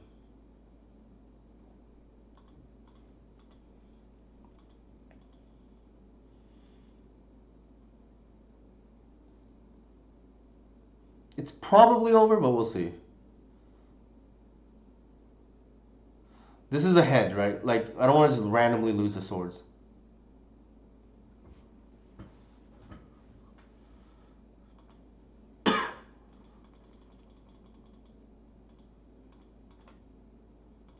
Yeah, but we really misplayed the turn before. Yikes! All right, ultimate punish right now.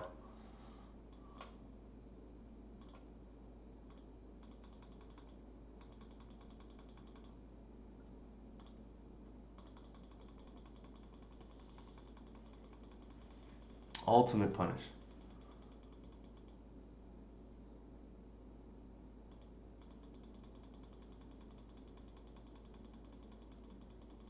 This is what I mean. A small misplay like that can just cost you the game, and I think we probably are dead now.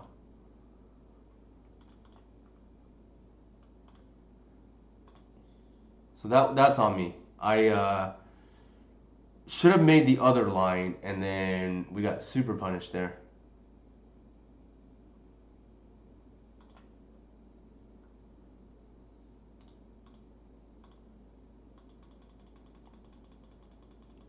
Like, I wonder if they top deck that because that's a long time to be holding the Supreme Verdict. Like, they easily could have died.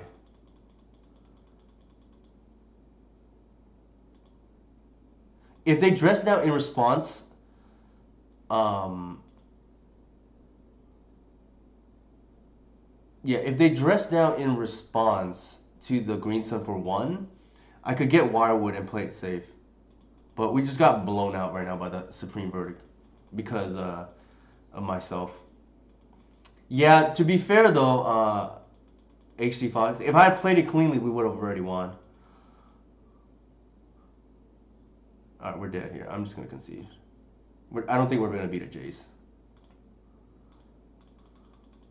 We screwed up this game.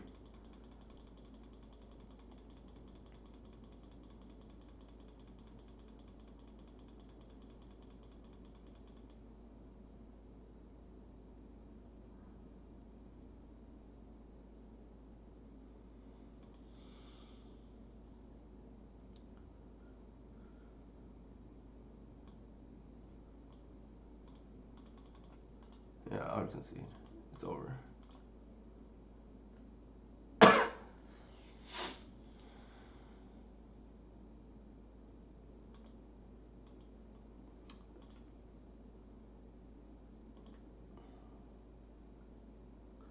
That one is on me. That one is on me.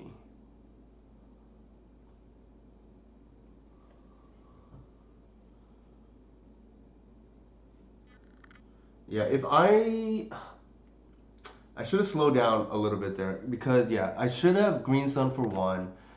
Go for the Shepherd line. I got a mulligan now, unfortunately. This hand is quite good.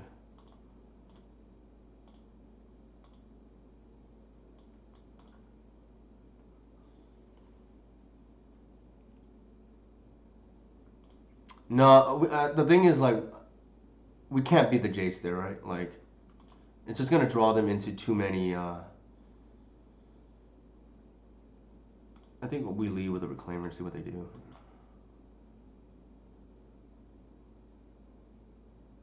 I kind of want to save the Green Sun for a Wirewood. We don't have much action going on here.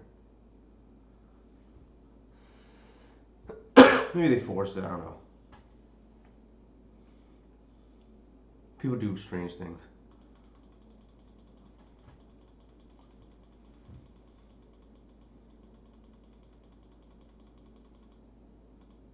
That loss is definitely definitely on me.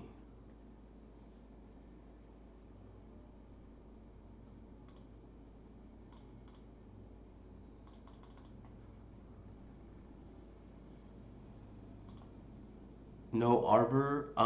No. I was saving it because I wanted the Wirewood. The reason why no Arbor here is because I wanted to develop board presence and actually just bait out the removal on the Shepherd, right? Also, I want to play the Visionary there because we know they had Dress Down. I don't want to expose Dress Down on the following turn on the Visionary. That feels like a blowout. I think the line here is we're going to try to get the Visionary, the Gris into play. Yeah, so that's fine.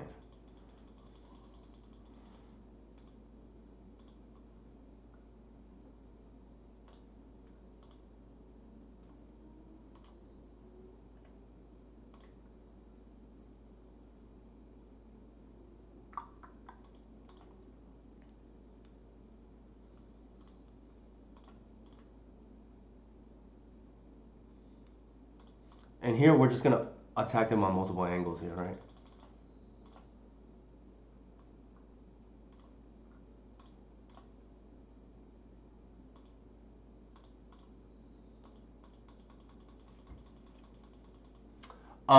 I want to be immune to creature removal, so I'm splitting I'm making them fight on two different axes now. So Gris here. The next one will get Wirewood.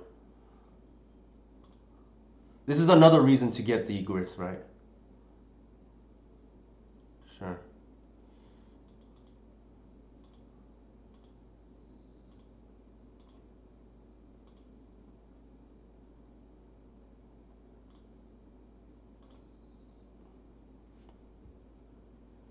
I'm glad I mold that. I mean, milled that.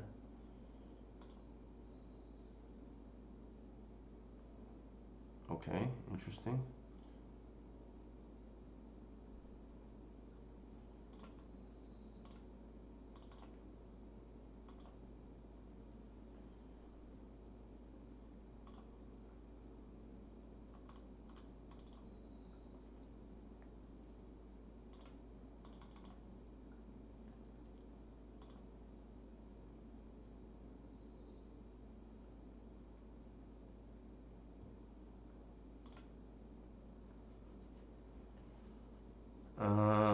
think here we just want to draw more cards.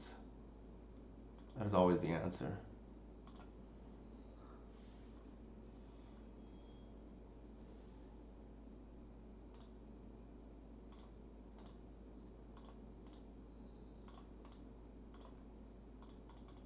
I know, right? Just accrue value on the margins. I didn't play more creatures there because we know about Supreme Verdict already, so there's really no reason to walk into it. It's a big problem, yeah.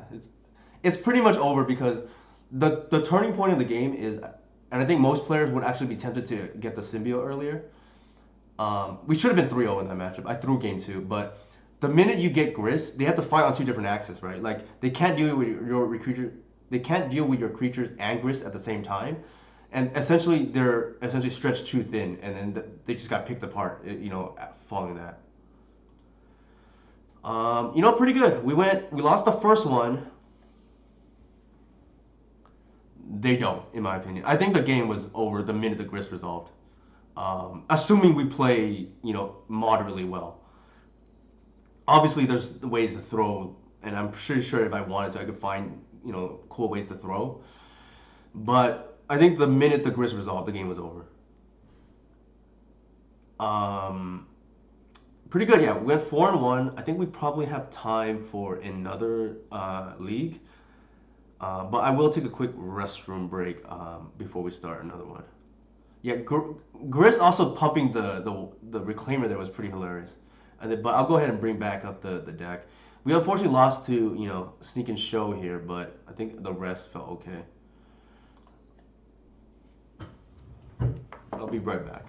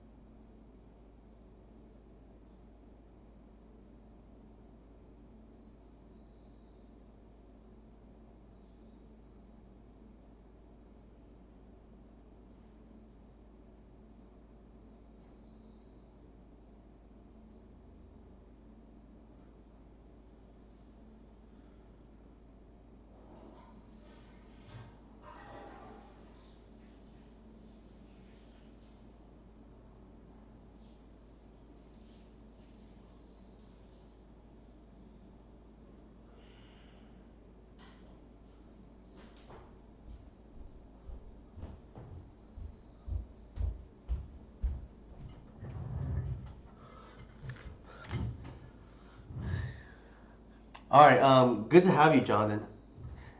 In your honor, one last time, we're gonna remind everybody that Force of Negation is an unfair card, has ruined Modern for mainstays like yourself, and hopefully something can be done about this in the future. One thing I will do is I will change the Mind Break traps for the second league, given the discussion in the first league about the additional discard spells. With that said, though, I will momentarily transfer some cards over from another account because they're not in this one. But I will put it on the the screensaver, so to speak, BRB, as I make this transition right now. Feel free to still message me whatever questions you have as I quickly make this change.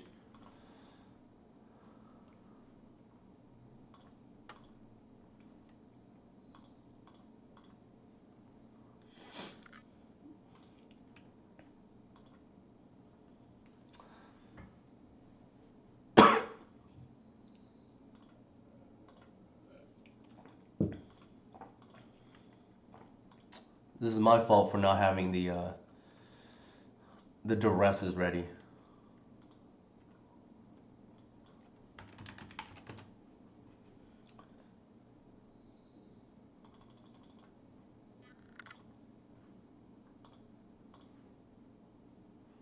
But just about there right now.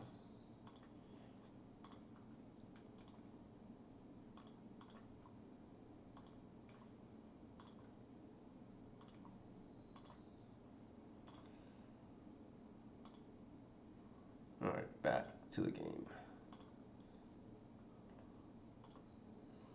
Did the needles? That is a good question. So, astrionic, it's a two-part question actually. The first part is in a vacuum. I think it's fine. The issue that I am currently having is there's just not enough sideboard slots, and I felt like while the package itself it was good, I wanted to shore up the Delver matchup, and that package is not really for the Delver matchup. So, and like I said, a lot of L players have been having issues with the Delver matchup lately, even including Jurg, who's a very good player. I know he finished in the top 8 on Saturday, but lost in his quarterfinal match. One thing, well, game one partially to a misclick, but even Jurg is having trouble with that matchup lately. So I wanted to help shore up that matchup. And unfortunately, the Saga matchup does not do that at all, right? The Saga's matchup is really to help combo, but I think combo for the most part, our win rate is like decent. What was I gonna say? League details. Oh, I was supposed to go back to our deck construction and swap in the duress. Where are they? And I think this is like probably okay. The force of vigor, I am not 100% sold on. It is nice to have an out to something like it's like a blowout in some situations, but um, maybe not what we want. Uh, Let me think. It could be a ley line. The first copy of this is probably better than like maybe the first ley line, or the I'm not even sure what else I would put in this slot, but I think maybe we'll leave it alone. Yeah.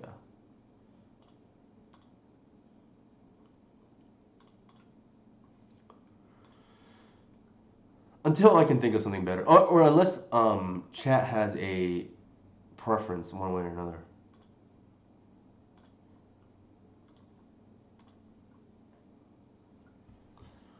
Riskbreaker. The good thing about playing right now is I also get to play against people I normally don't get to play against because of the time zone difference. I'm almost never playing at this hour, right? I think we have to mulligan this hand actually. It's a moto 6 already, and we just lose to a wasteland.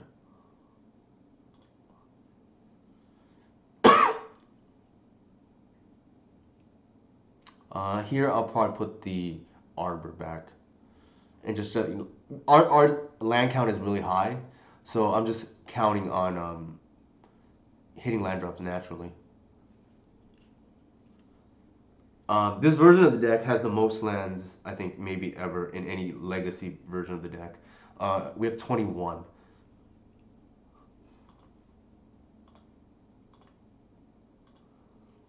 It's going to sound counterintuitive, but I'm going to fetch before the ones, because I think we will naturally hit land drops. And I want to hit a 1-drop here, right? Alright. Ask and you shall receive.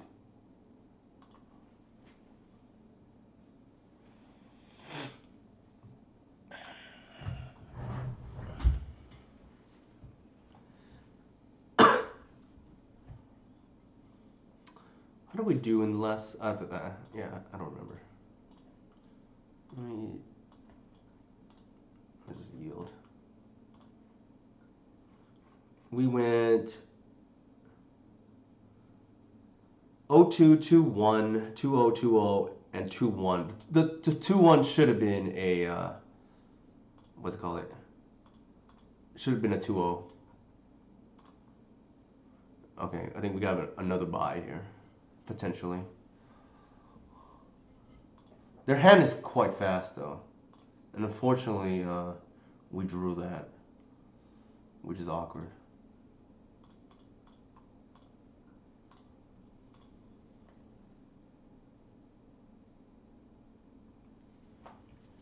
Wow. Okay. Aggressive force. Interesting.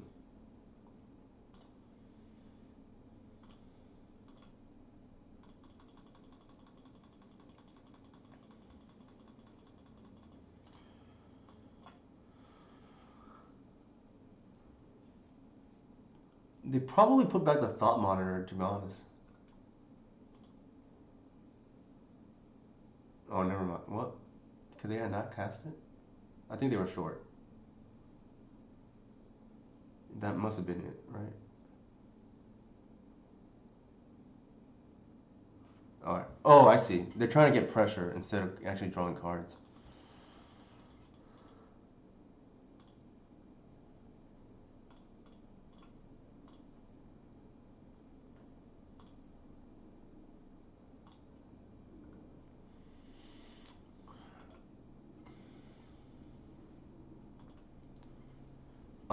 There's we get actually generate mana with the untap, so I think I'm gonna do that.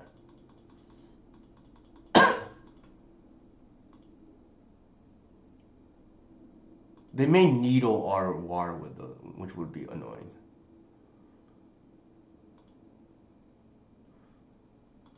I'm gonna bounce here just in case.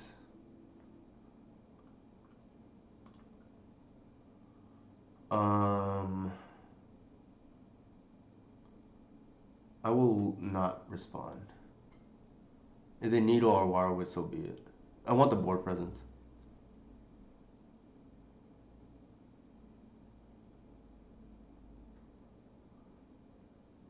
Like I'm more afraid of something like Shadow Spear.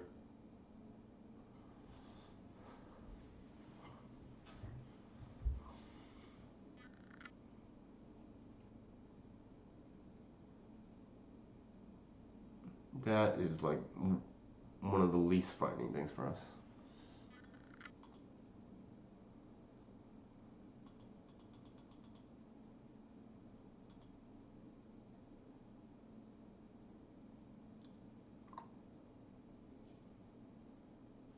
Hmm.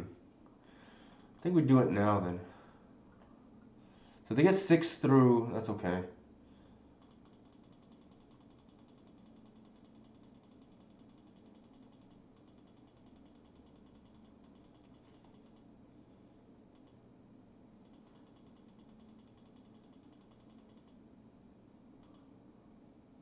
They could have force in hand.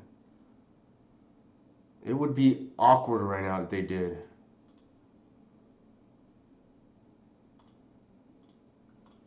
I want to hit lands though.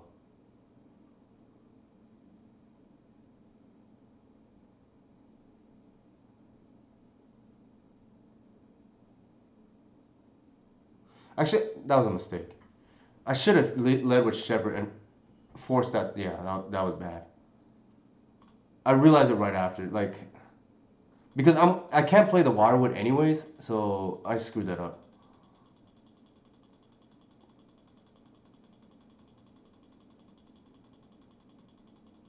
So I should have done. Yeah, that's probably a game losing mistake there. I should have led with a Shepherd because I can't cast the Waterwood anyways, and because I tunnel vision into drawing another land, but that's probably gonna cost me game 1 here. It may or may not have mattered. We'll see. Like their hand was very good, and we kept a slower hand.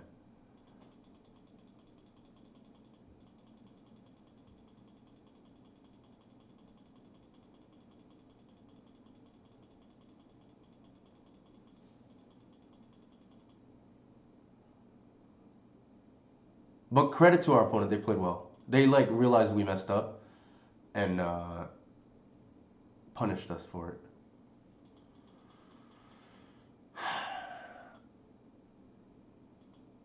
So in the other scenario, Okay, we would have drawn a green sun. In the other scenario, Visionary resolves. We chump it, in theory. We may still lose, to be honest, right? Because we chump the Visionary in theory, and then they have two flyers here. Um,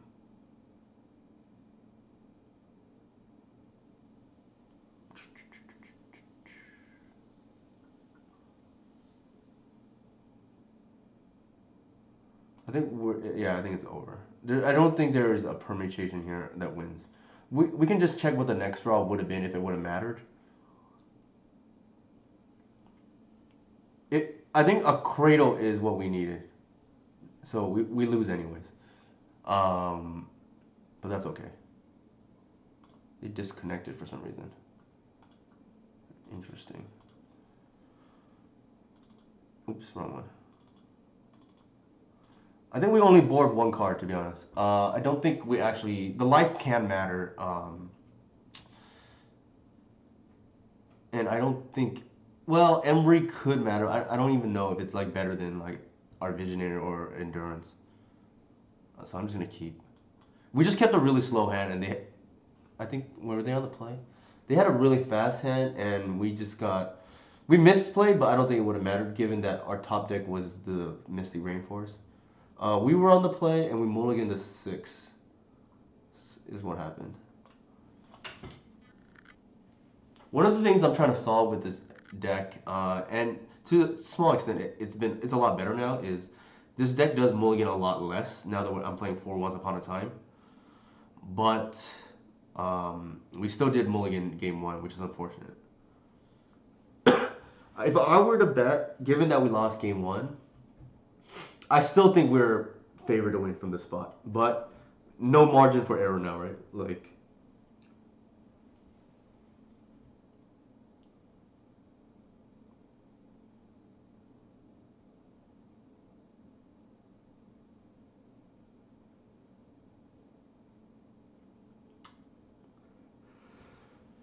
Our opponent disconnected though, which is interesting.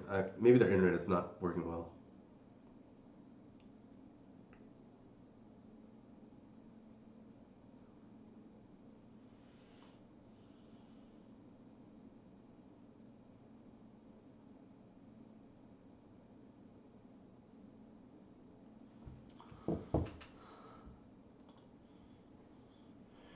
This is quite good.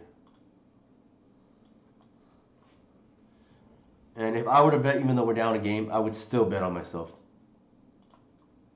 for this matchup.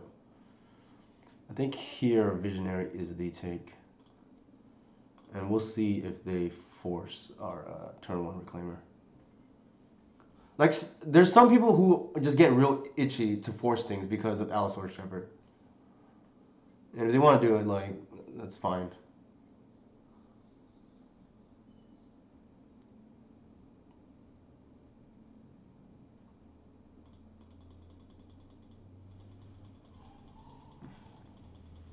Yeah, no problem, Inigo. I'm glad EU gets to watch me live for once.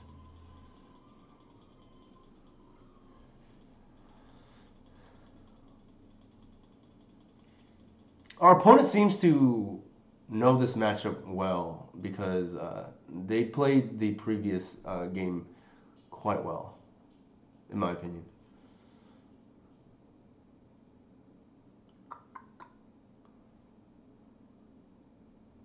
Actually, one thing I could have done to prevent our opponent from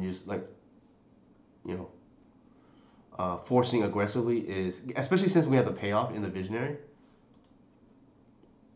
I know, right? We could have just actually led with the Shepherd because we can still ramp with Reclaimer into Visionary the following turn. So probably you only leave with Reclaimer if you don't have a second turn that's kind of safe to spend your mana, if that makes sense. I think here we'd probably just play everything.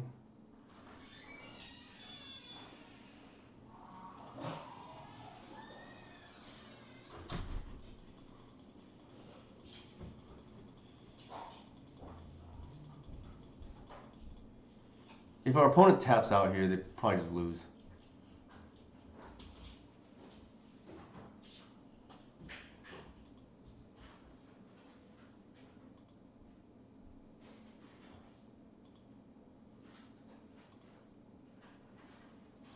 Yeah, I do, Yerg. I mentioned that earlier.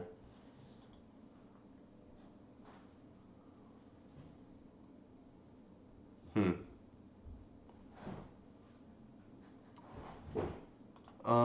If they have it, they have it. Like,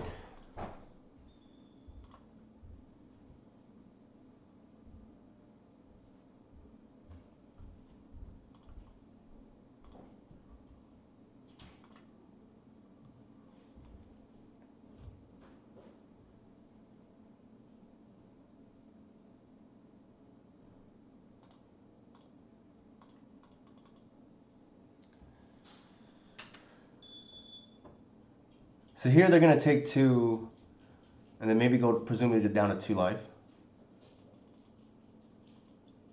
Actually, no, that's way more than lethal.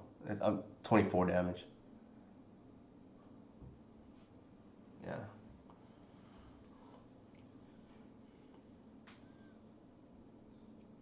So that was part of the reason why I just played everything out that turn, right? Like, so I would have enough.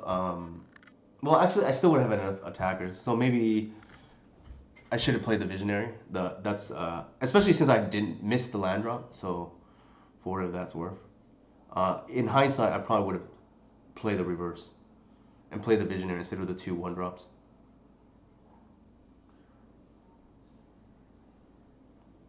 Yeah, I did. I think Inigo, you said that. I have not really. I think I ran into one person doing that. I don't even remember who it was.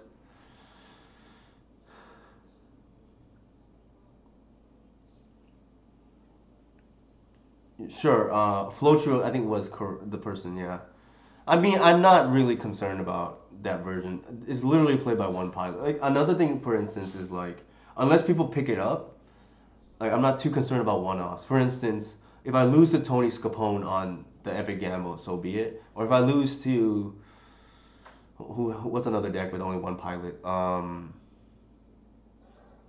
don't know, Iron Claw 2016 on Belcher, then so be it. Like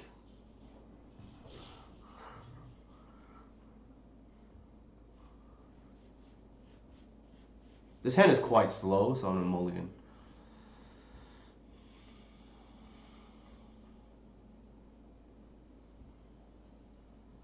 I don't think it will become the norm because the other version has been doing so well, Inigo, and Flow has not done anything in a bigger setting with that.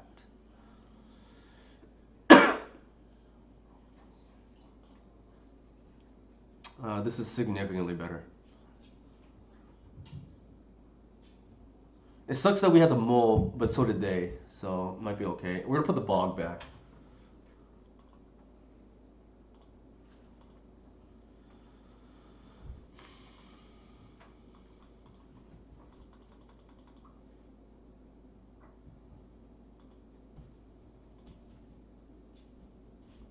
Shadow Spear turn 1, interesting.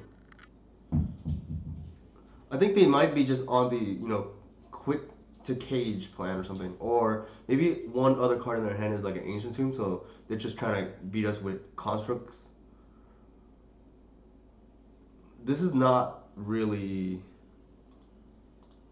the ideal turn 1 for them, in my opinion. I think ideally it's like Chalice or something, obviously, but Emery, like with, a bunch of things out, turn 1 is pretty good too. Unfortunately, they have more stuff to cast here.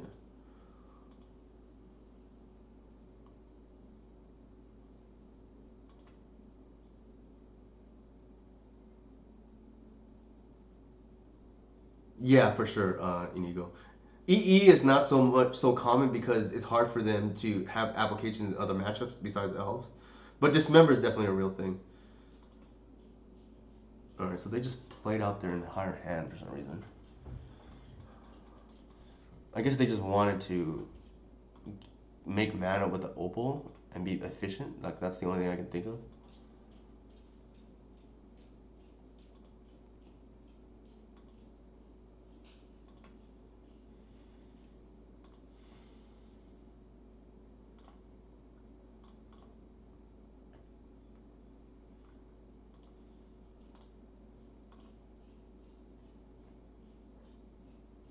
That is a hell of a card.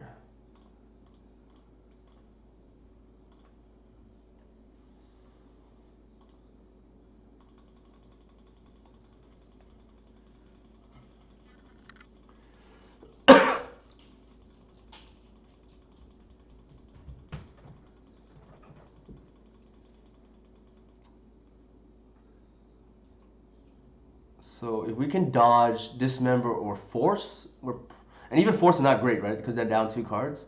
We might be in good shape here.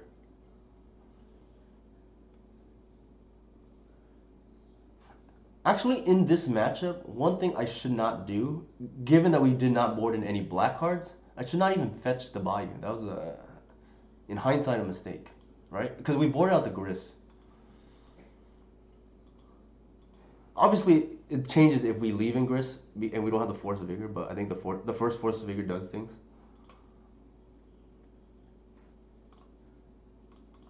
There's no world where we don't slam the Collector Oof here.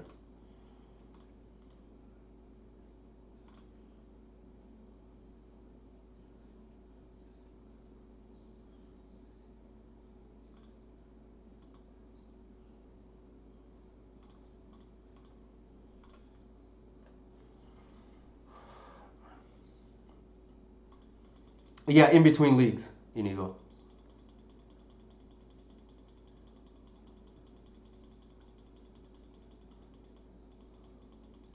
No worries. This could be a cage, but we'll see. I'm trying to think what else it could be.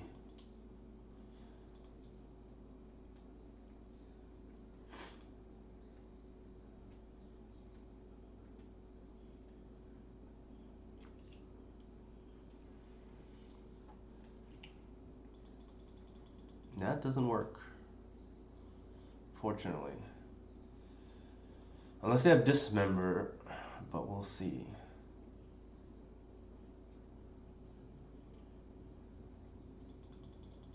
Sure.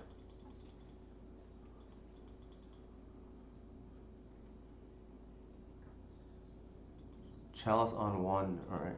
So that shuts off the Glimpse of Nature.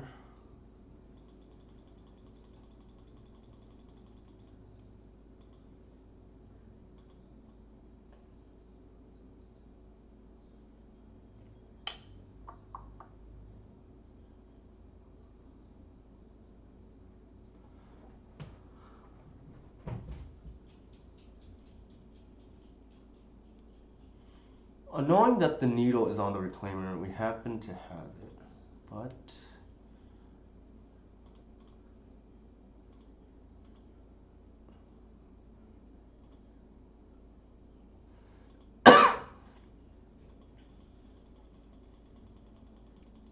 I'm gonna flash in the Endurance.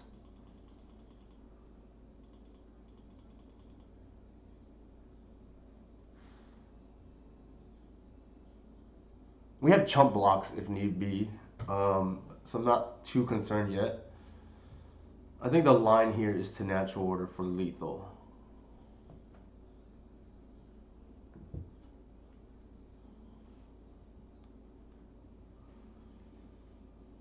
Oh, it looks like it's a Cannoneer coming down.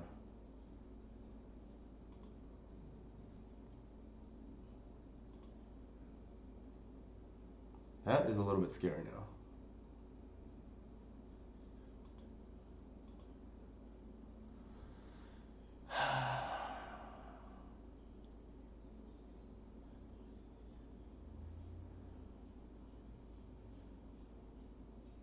Sure.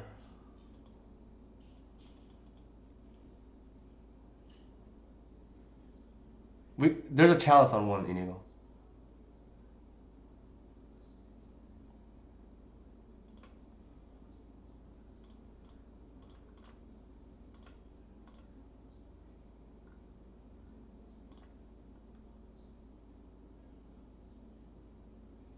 All good. I think, do we even put that back? Probably not.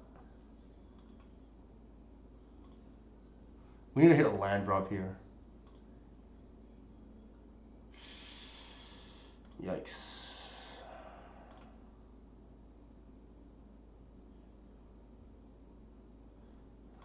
We may lose this match now.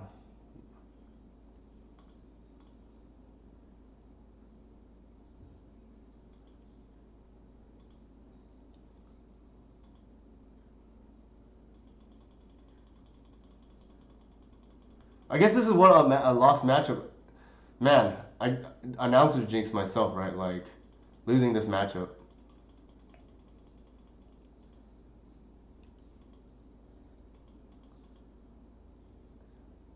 We kept a slow hand game one, and then a little bit of a slow hand again here. Yeah, that's the game now, right? Like it can't be blocked because the thing came in.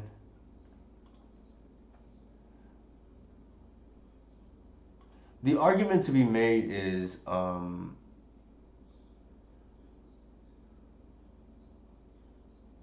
don't know why they didn't attack here. They could have, but then we can't block anyways, right?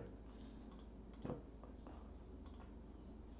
So yeah, unfortunately, we lost this matchup that is supposed to be unlosable or 80-20 uh, to Cannoneer. If we had hit a land, we have lethal, but we just missed on the.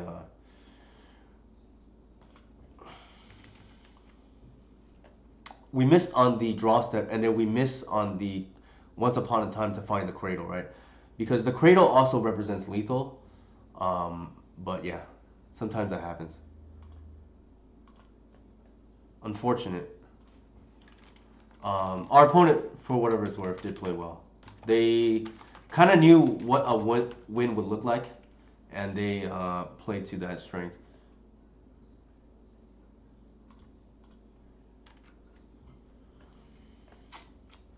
I, I would have to look. Did I mulligan that game two?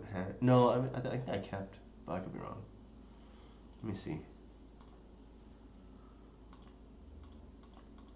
Nope, can't look at it right at the moment.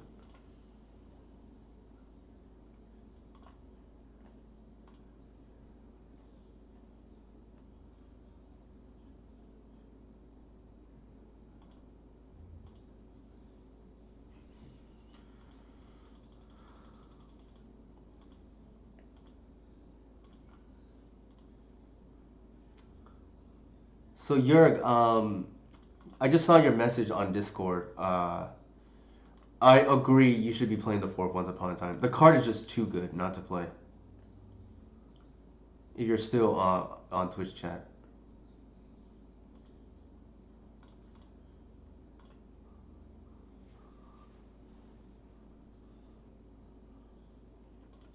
a little bit bummed out that we lost to ACAS, which should be unlosable.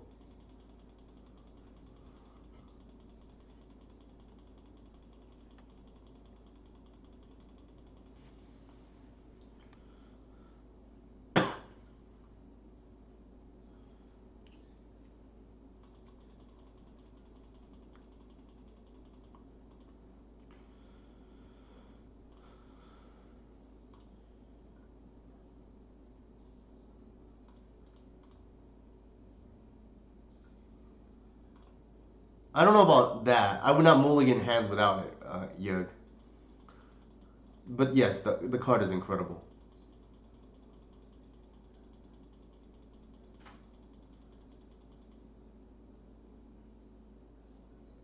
It's, in my opinion, the strongest addition to the deck since Deathrite Shaman, which is already banned.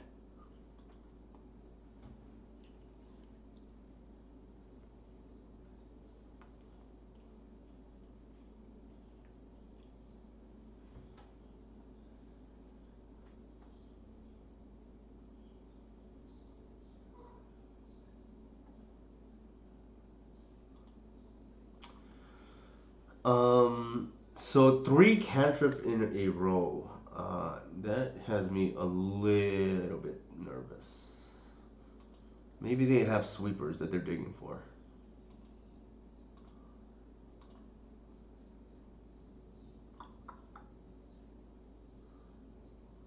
I think there's no. Well, it's not lethal here, but it's pretty good. I think we can dig. Actually, I was gonna say there's. Do we just slam natural order? The problem is it loses to a lot of things here, so I'll just do this first. They have 6 cards for whatever that's worth too. Here, the Cradle is quite good. So is the Reclaimer, for whatever that's worth.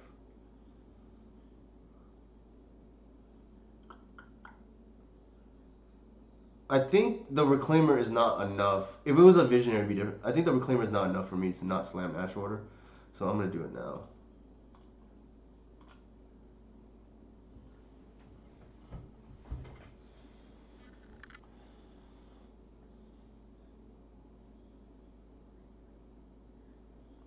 Sure.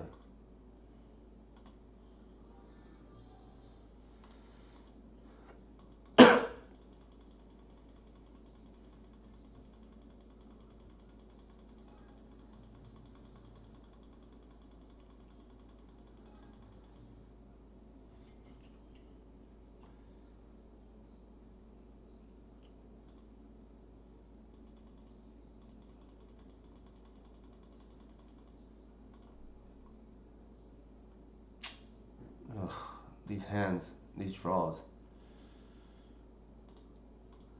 That is one problem with the increased land count for whatever it's worth. Like, but I think I'd rather do that and have a better Delver matchup, and sometimes flood than not.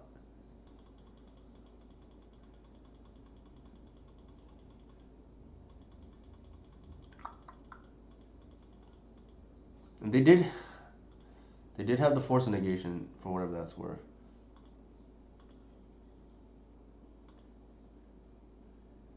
Alright, I think they're gonna eternalize the dragon, which is fine. No, I don't think it's bad RNG in Eagle. We are playing a higher land count, which means we mulligan less, but we probably flood a little more, right? There's a balance. That is quite the draw.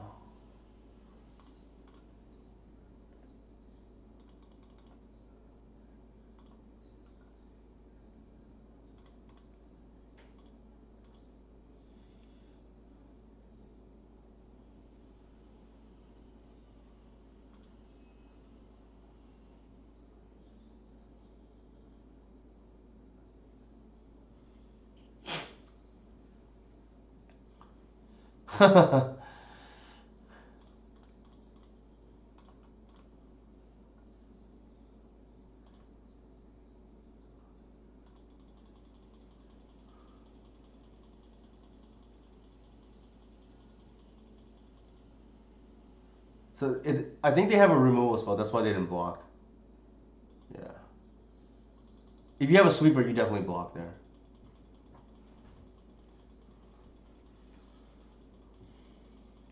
One card that would be nice potentially is if you have a Reclaimer, um, you can, start rotating your excess lands for something like a Lair of the Hydra or a Nurturing Peatland. That would be one reason potentially to not play 3 copies of Boseiju, which is not good in this kind of matchup.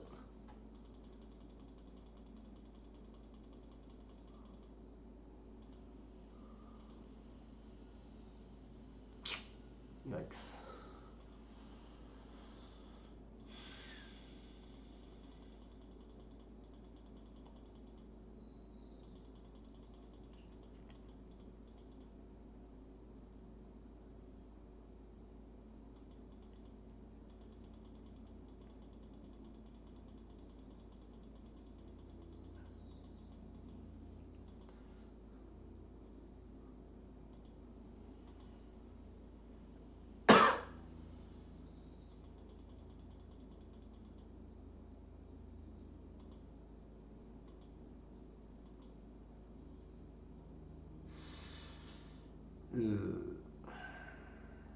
I feel like they have a flash creature in hand,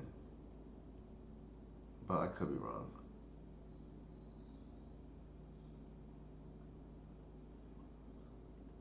I don't think we can afford to get blown out in that scenario here.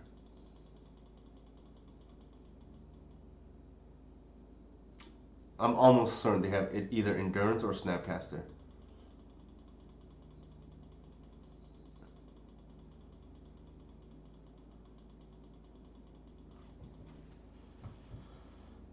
I think this game might be lost. Whether this game was winnable in the first place, I think the critical turn was the turn we once upon a time and saw the Cradle and decided between the Cradle over the Reclaimer. But I mean, if that's what you want to call it, Inigo, but a lot of people, a lot of other people are also playing the deck for whatever it's worth.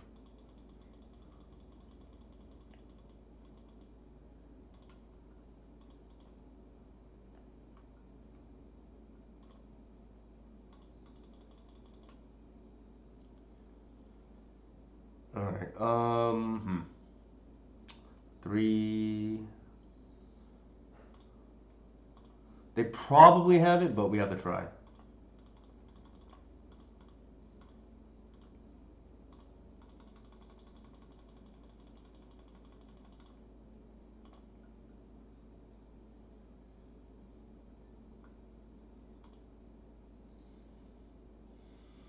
Yeah, it is. It's a threat that like hits helps them hit their land drops. Force a negation, probably. Yeah.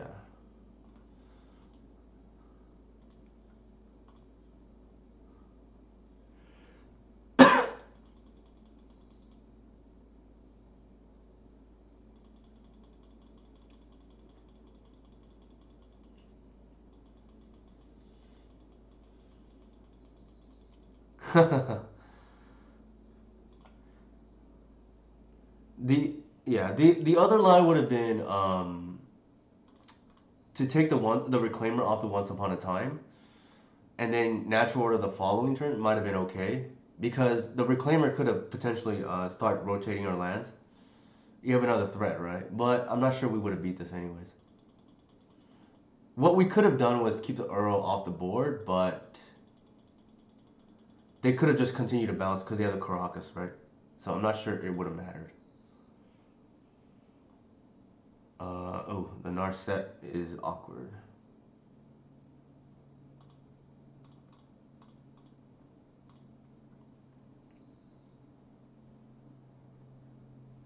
It's entirely possible we cut a land too, because we are flooding a little bit here. But you say that and then you get paired against Delver, right? Like it's a trade-off. And to be fair, we had been beating our. Well, we lost the ACAS when we missed a land drop essentially. So I'm not sure. I think it's still probably correct, even if we flood every once in a while. All right, now we are pretty much dead.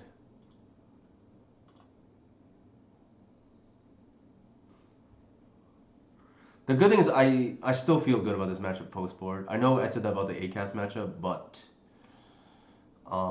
I do think it we were a little we were a little bit unlucky. Yeah, I would think to lose the ACAS matchup, the game three especially. Game one I can see we kept a slower hand.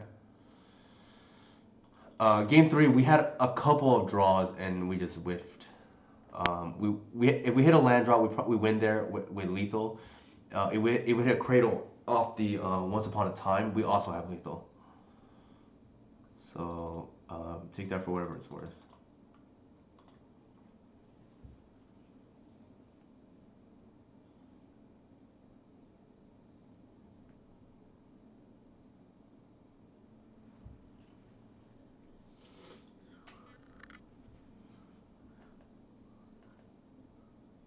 Sure, sure. I mean, I think you should be able to beat 8 cats without sideboard cards. I mean, for whatever that's worth. This hand is a little bit loose, but I'm gonna keep.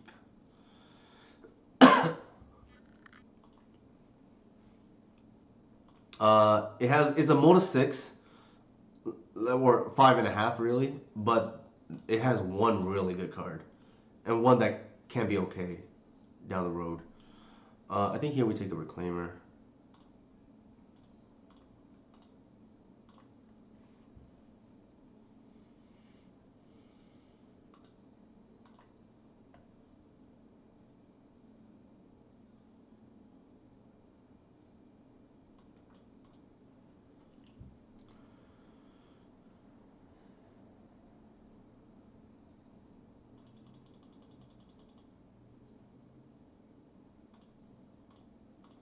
Actually, I'm tapping wrong. York reminded me that I should cast a spell and then pay mana, so I don't accidentally misclick.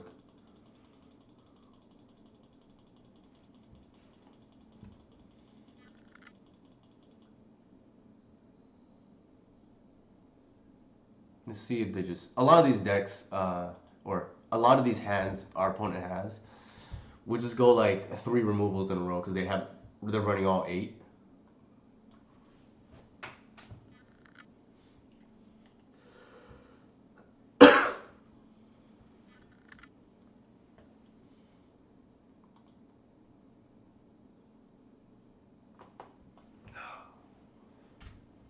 I crick my neck. Looks like a swords is coming. Yep.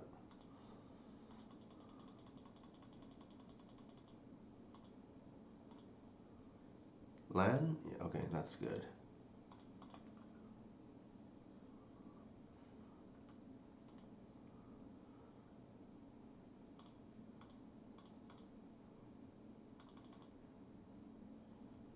Announce. Oh wow, interesting, Julian. That's good to know. I did not. I was not aware of that. That's that's. Was it illegal at the time, or what was the context?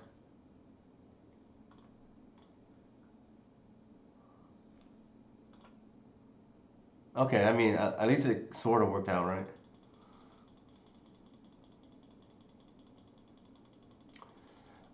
We're slightly ahead, but we're definitely not out of the woods here. Oh, gotcha. I see, Julian. Yeah, I definitely was before I started playing. I mean, I don't think I like. I was pretty much full blown casual up until I don't even know. I mean, I play like like I played some Paper Magic with elves. I mean, during the mid 20 teens, I guess, whatever you want to call it. But even then, like, I don't think I really got better as a player until like maybe when I started playing online, which is 2018 ish, 2019 ish, whenever the Death Right Shaman banning happened was roughly around the time I started playing online. And even then, I didn't play as much as like the following year or whatnot. I think looking back, it was around the time we got our dogs, maybe 2019.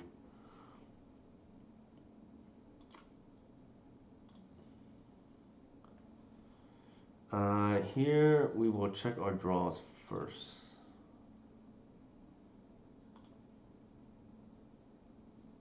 Wow. Okay. I think we want a plus for mana. I'm gonna leave the shepherd in hand because I don't want to expose it. And we're in case they have a sweeper too is the other reason. Wow, the endurance is quite good here.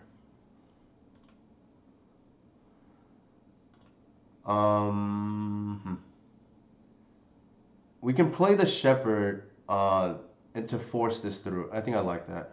They could. We're walking into a sweeper here, but I think it's important to get the Earl off the board or off the yard, whatever you want to call it. Good question, Oloro, about the no Nelson. No, the I think I already mailed. Yeah. The reason for no Sentinel in this build is because there's no room, Oloro, and I prioritize the stronger individual cards, whereas Nettle Sentinel you kind of need either Heritage Druid or Burstlord Rangers. in conjunction with a draw engine, namely Glimpse of Nature or Wirewood plus Visionary.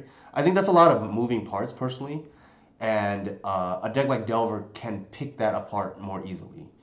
Um, the downside though is against something like the D&Ts of the world or the Mavericks of the world, where you have a really fast goldfish and they can't really stop what you're doing. Um, you lose some speed, but I do think the loss of speed is not that big a deal because most of the speed is from Heritage Druid. The Nettle Sentinel essentially turns your Heritage Druids into infinite mana instead during Glimpse Chain instead of just a Black Lotus, right?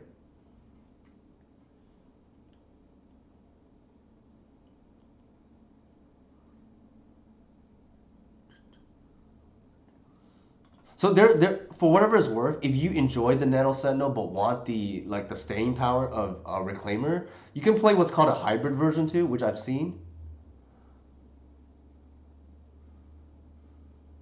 One second.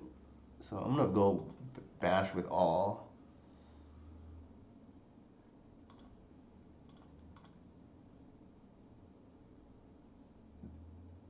I mean, they could have it, I guess, but I'm not gonna play around it.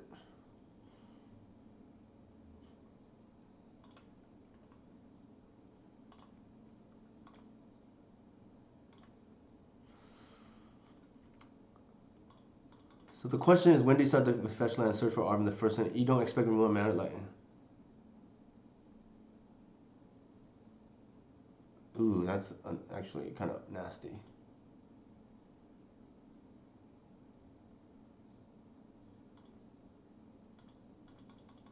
Hold on, I need to read Yurik's question.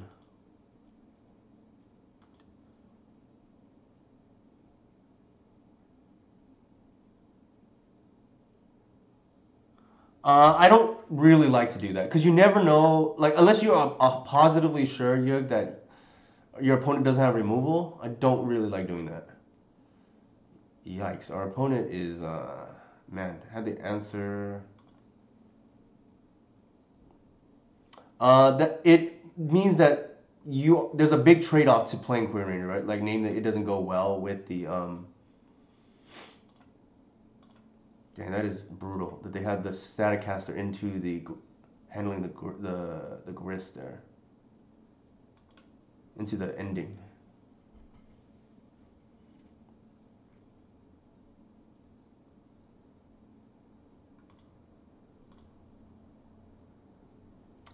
I have beat this before, but their life is a little bit high for my liking. I think we just get the bayou right.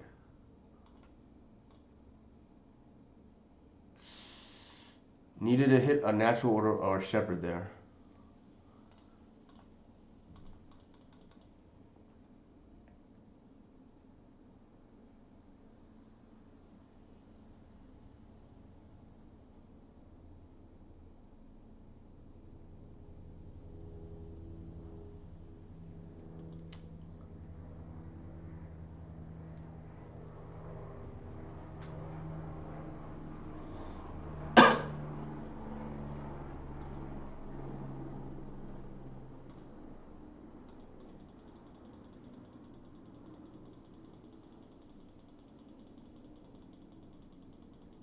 This is kind of brutal.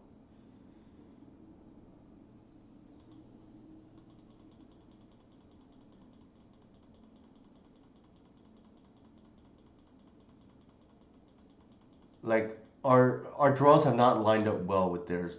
Well, that's not fair, actually. We did endurance there, Earl, but the static caster's taking over the game.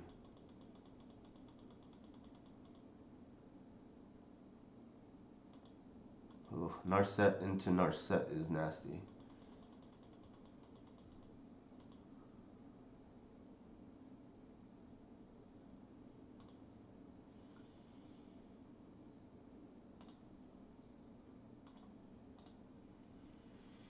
I think everything to Nars. Well, I don't think they trade, so I'm gonna go this way.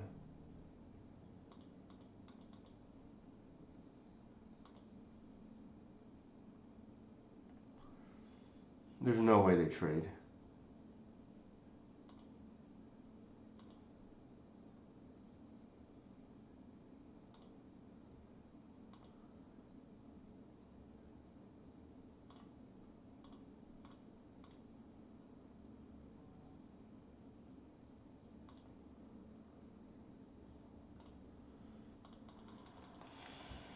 It okay. I have to revisit now. Like we are flooding out pretty badly here.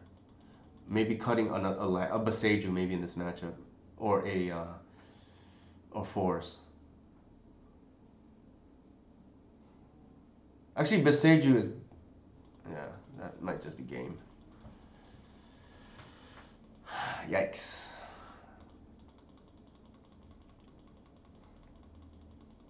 The problem with Staticaster is our deck is not really designed to beat this card. Like it's designed to be engineered, but it doesn't line up well with this card because we don't expect it too often. I know, right? Like I think it's probably over from here.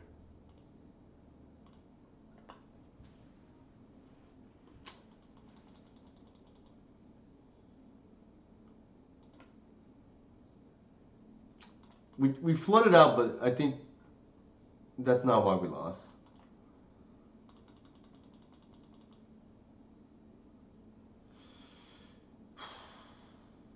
Man, I think we pretty much lost to this Staticaster because we didn't have enough. The problem is we had the grist, but then they were able to sequence in a way. I mean, and kudos to them, where they were able to dodge the grist activation, killing the Staticaster after with by ending our grist first. And I think they already at that time used two of them too, so that's kind of unfortunate. Or used one of them, I should say.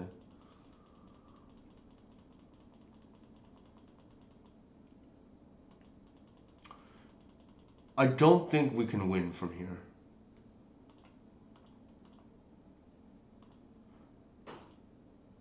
I think they have another Narset coming down. Well, actually, I don't think so. We killed one.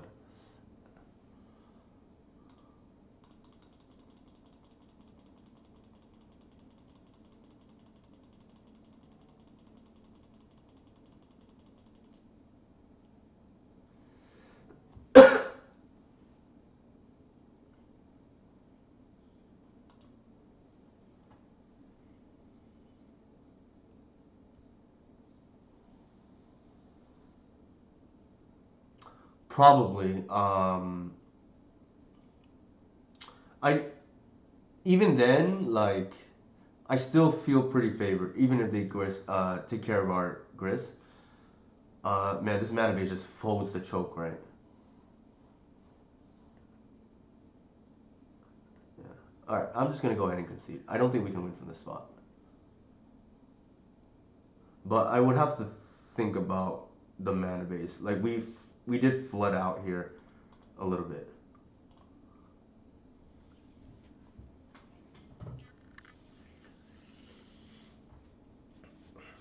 Instead of starting a new league, I'll just finish this one and make it a clean, 10 matches, so to speak.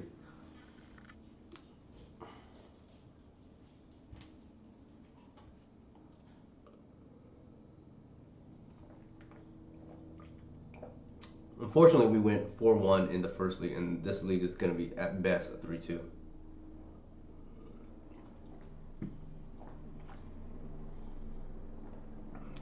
One way to hedge is to play either the Lair of the Hydra or the.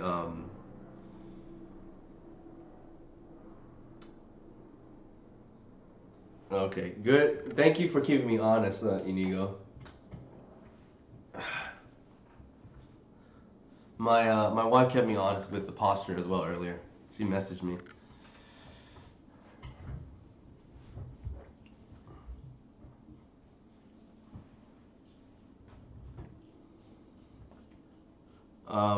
For those of you who are coming in late here are my socials account. Uh, Also, Jurg at some point will post. Maybe he already did, but I didn't check his Twitter. Will post also his guide on the Delver matchup. Strangely, we have not run into that matchup here. That would have been good practice, but we shall see, right?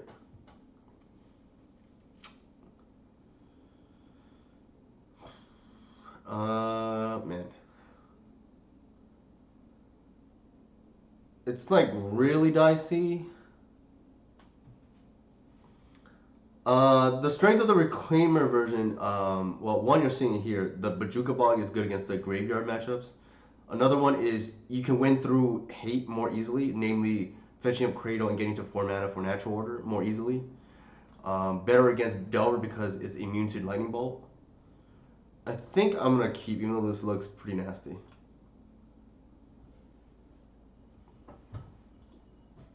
What else? You have access to the best card in your deck at all times, namely Guy's Cradle, Cloud 1015.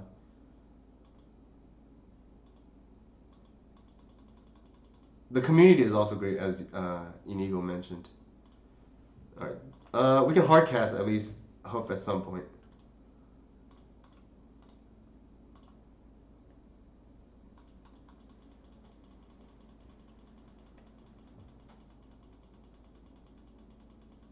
Okay, so you mentioned the article will be coming out tomorrow instead. Might be a tabernacle here because Lance players tend to like to do that. We shall see. Might be a tabernacle into Loam is my guess. Okay, punishing fire is reasonable too. If they got Grove, sure. Yikes.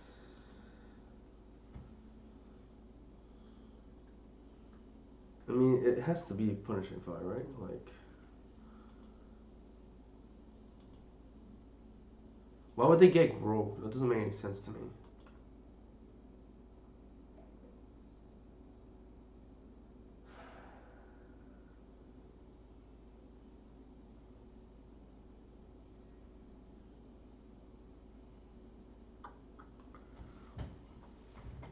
The thing is, the Saga can get a. This is quite problematic.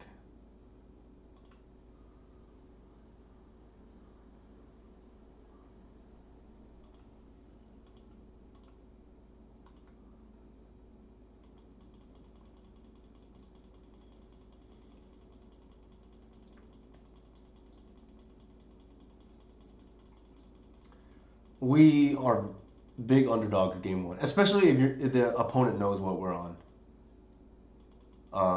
Games two and three, I think we are a lot better uh, positioned.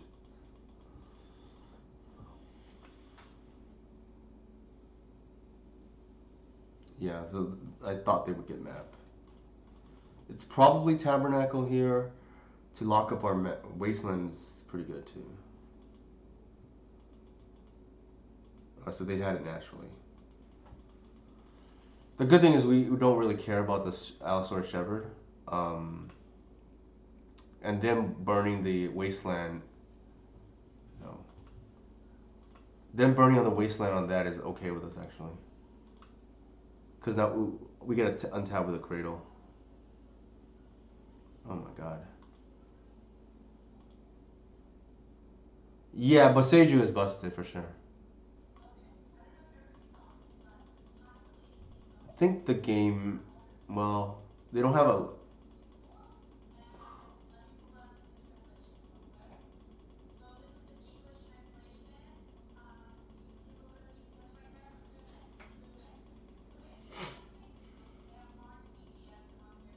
It's matchups like this where I'm glad we're on the 21 lands. Like, we potentially. Well, I don't know. I don't even know if we're beating this hand, to be honest.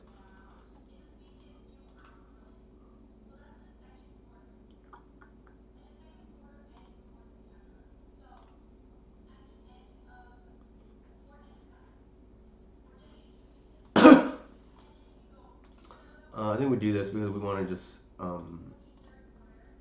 dig further deep.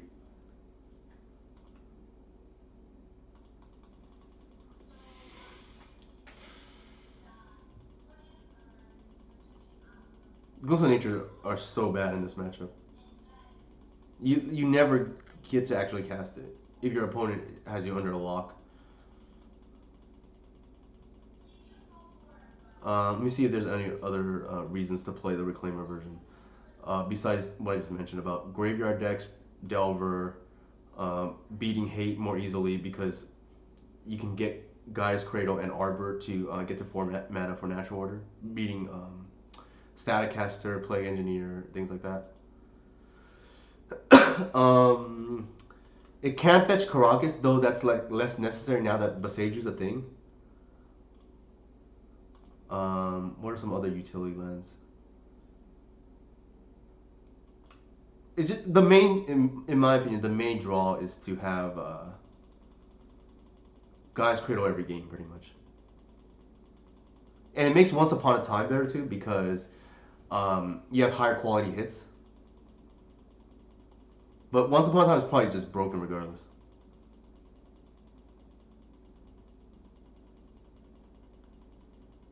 To me, not playing 4 copies of it is equivalent to the Miracles players playing 2 copies of Ponder during when Top Miracles was the best deck in the format.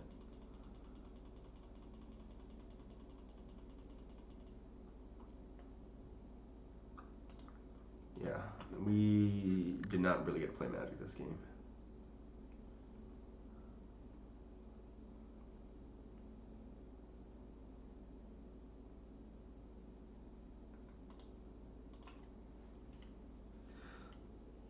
We essentially had 3 mulligans here, right?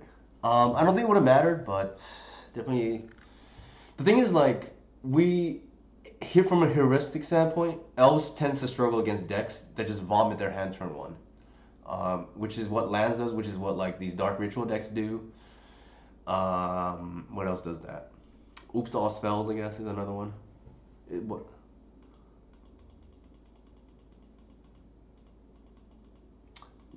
Yeah. So the utility is nice, and the biggest one obviously is getting bogged. But really, it being a Tomagoyf or find target Cradle is the real reason to play it.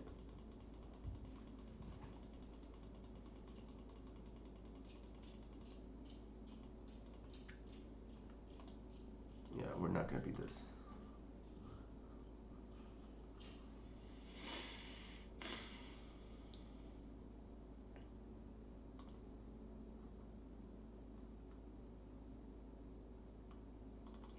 It gets significantly better at least post board.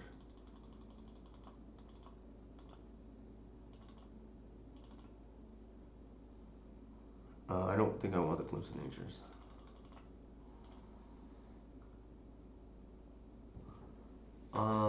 The rest seems reasonable.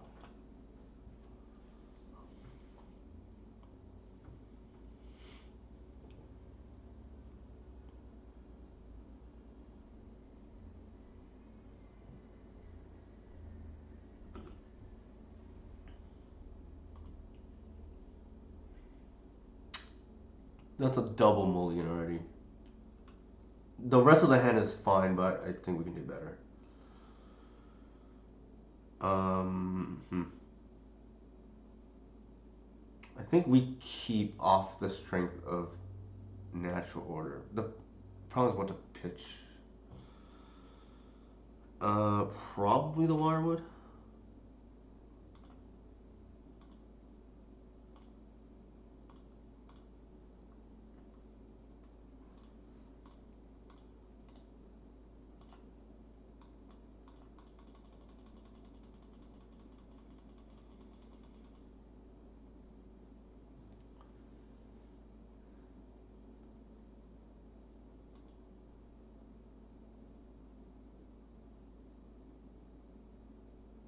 I think I do it here actually, so they don't get another land drop.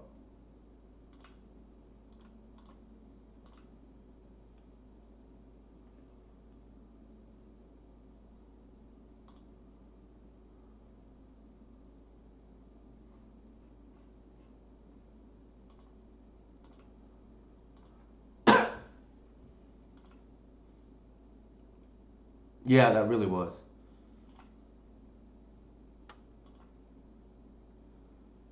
Th how much further do I want to commit is the issue. I don't think I commit anymore actually.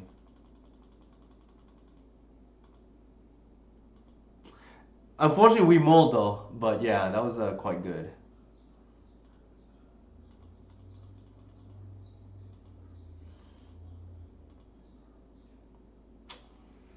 Yes.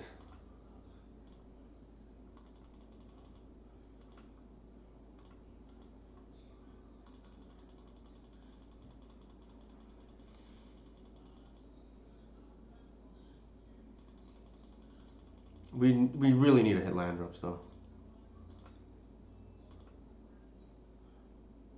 That counts.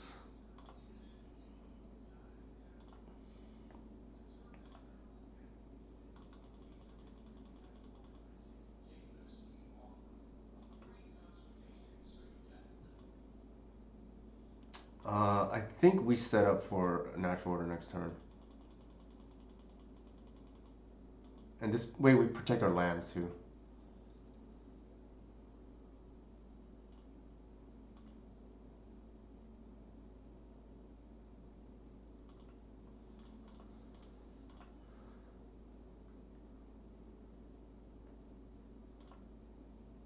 They could have prop here, but if they have it, they have it.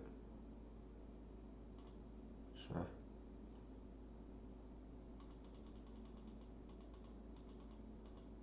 It is what it is. Hmm. Hmm. Hmm. Hmm.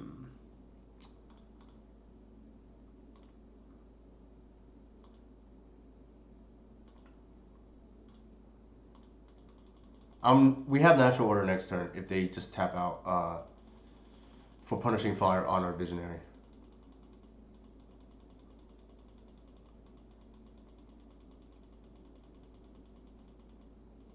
It could be a cage here though, which would be really rough.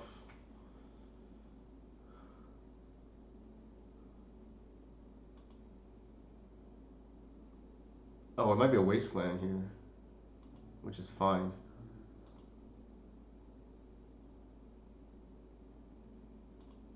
Yikes! Wow.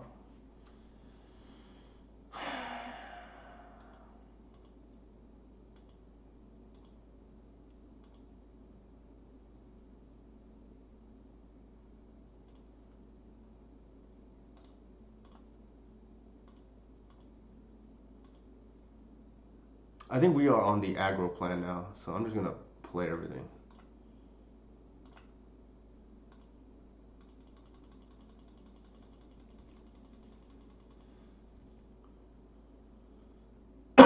Wow. All right, there we go.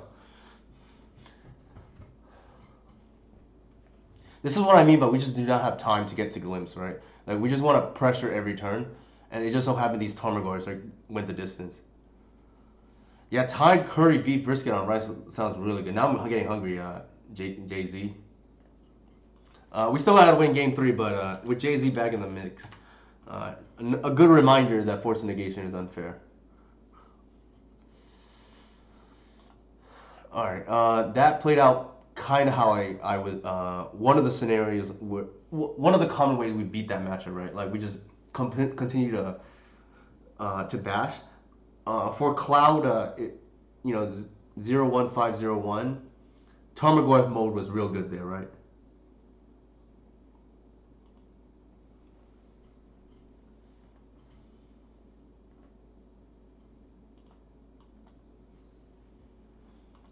The force of vigor was quite insane too. All right, we gotta hit a land here. We did not hit a land. Reclaimer's good though.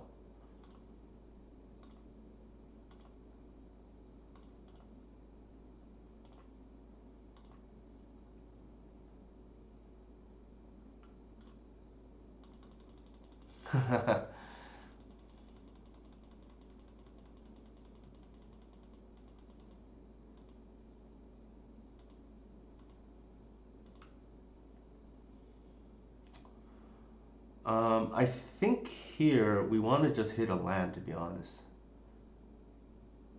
With the once. Oh my god, what is going on?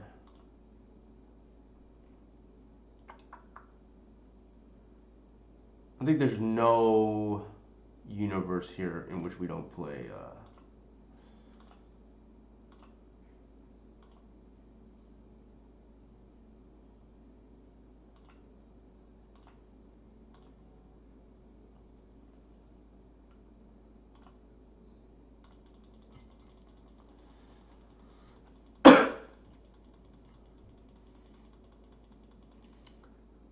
only fitting that ooh, we're just dead to the combo here.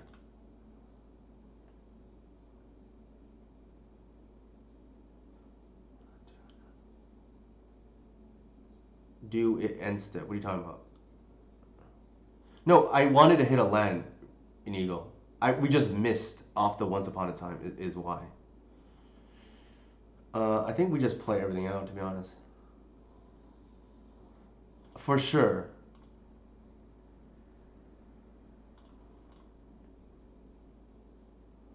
I think here we cannot afford to tap out.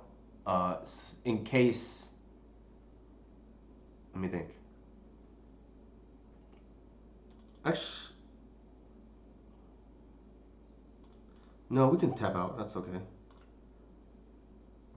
Hey, Yuhua, how's it going?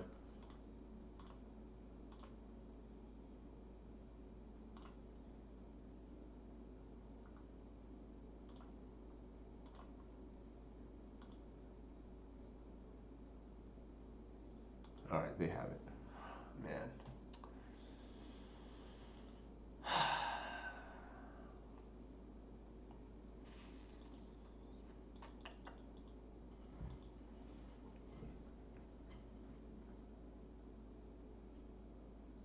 Wait, oh, did they screw up?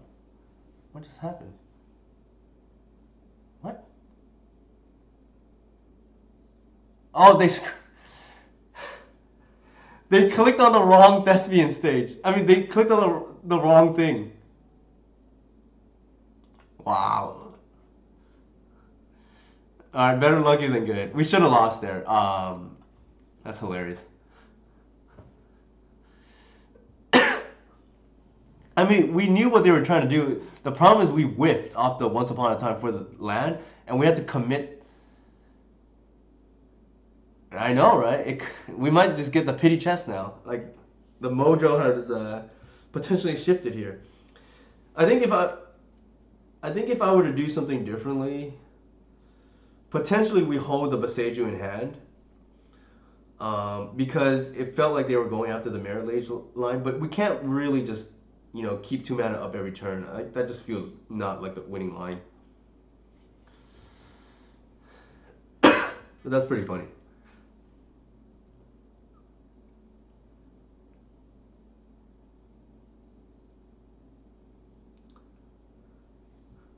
I think that might be one reason to.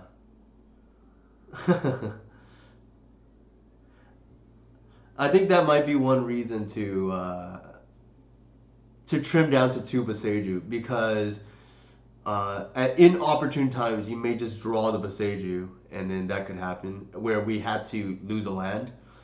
It was a little bit unlucky, but I mean that does happen. Maybe we just hedge against it, and it's not like Boseiju is so overtly broken that we can't go to two copies.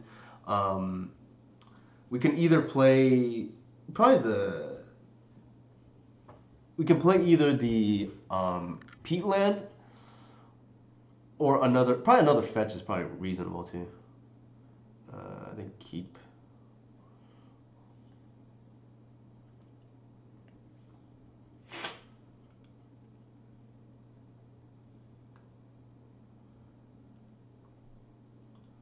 That's pretty funny though.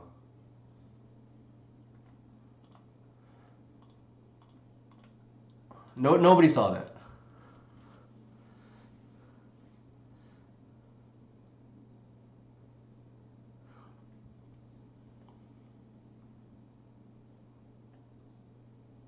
I know. Okay, so Inigo is calling me out here. No cutting Boseijus. One thing that is relevant, though, I will say, especially if we're playing Snuff Out, the extra fetch for Thoughtseize consistency might is not negligible. I would put it that way. That's true. Boseiju is a fire card. What about fetch lands, though, Jonathan? Can we say that is a fire card or no? What is going on? I guess we are in the 1-2 bracket. I guess we are in the 1-2 bracket.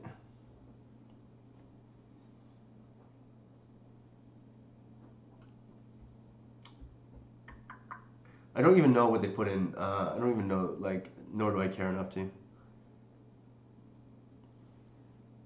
Yeah, it's the OG Aether Vial, right?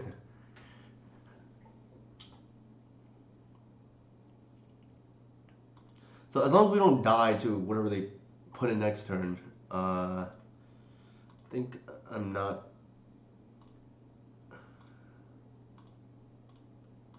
Gotta do it correctly. Otherwise, if Yurik's still around, he's gonna yell at me.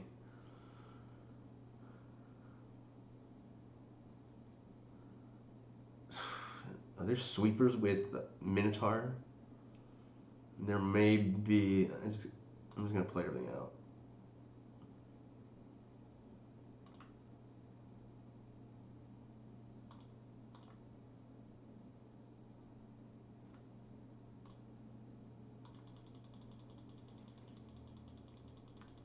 I could have technically, well, that doesn't really work because we don't have another land drop. What I could have done was ramp with Reclaimer. The problem is the ramp into Arbor. I want that as an attacker, so that wouldn't have worked actually. So I think I made the correct play there. It only works if I have another land drop.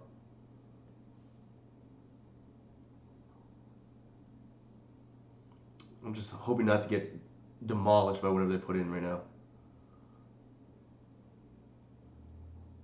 Decent chance they have force too, but if they do, they do.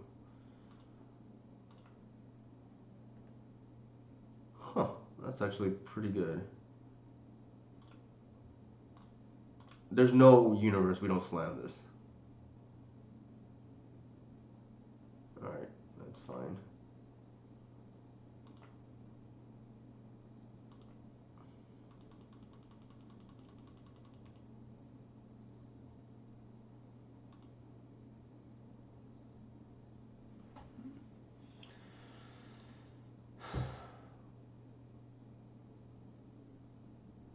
Sure.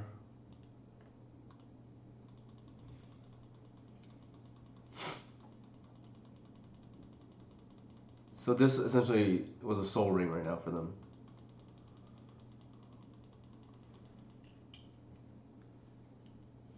Might be digging for another force.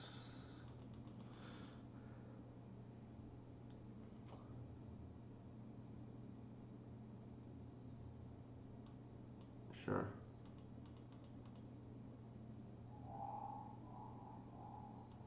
I'll take it. They're dead already. Assuming we don't. I'm not gonna jinx myself here. That's good.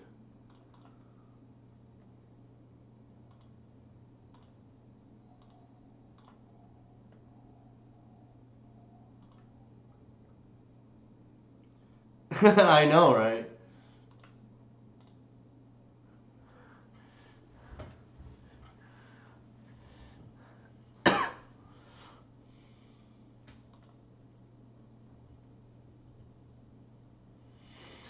Um, Probably want the Progenitus. Force of Vigor seems pretty good there.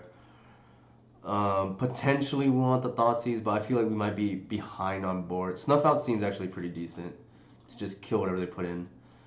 Um, I, they're like kind of like a creature combo-ish deck. I feel like we just try to race, maybe? Bog doesn't seem good. Run afoul, I think Minotaurs fly. I think we can probably board out.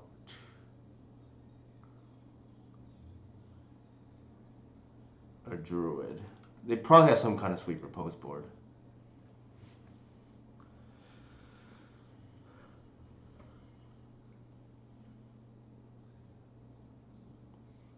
Typically speaking, you don't want discard against these Chrome Box type decks. But they are kind of like a combo deck. Well, I don't know. It's hard to say. I don't know what's in the list, so. Excuse me.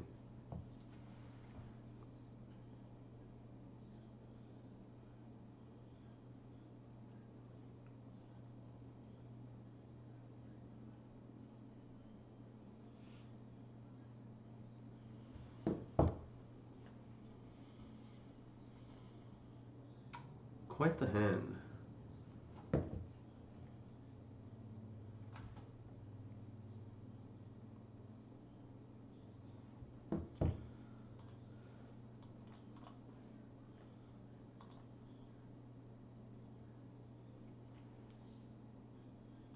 sure. I think they probably have soul lands. I wonder if we just want to do it now. Well, actually, we could do it on upkeep. That's okay. That way we can play the shepherd too. So it's, protected.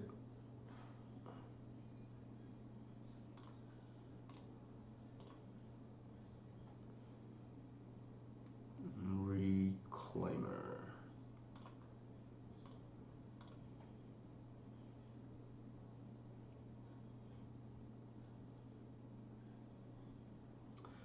So they have Tomb here. We get punished. Anybody know if this deck has Ancient Tomb? If you're still around water punishing waterfalls.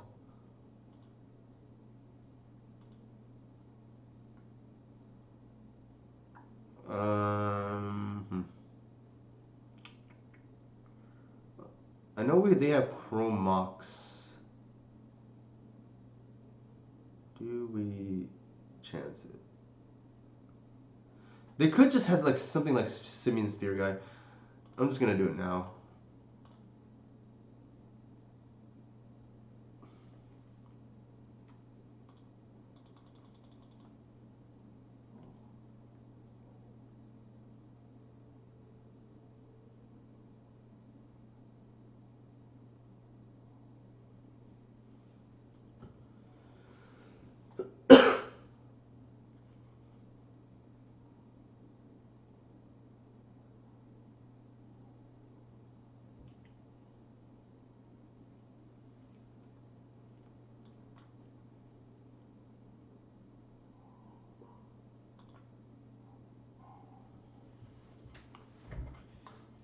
Yeah, the problem is I have no idea if they have Ancient Tomb or not. And if they do, we could be staring at something. Okay, so we a little bit punished. Did we see that last game? I don't remember if we did or not. But maybe I should have taken a chance.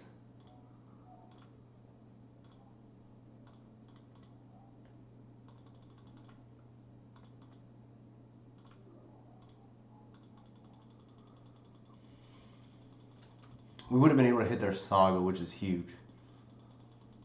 If we, went for the huge blowout, so to speak.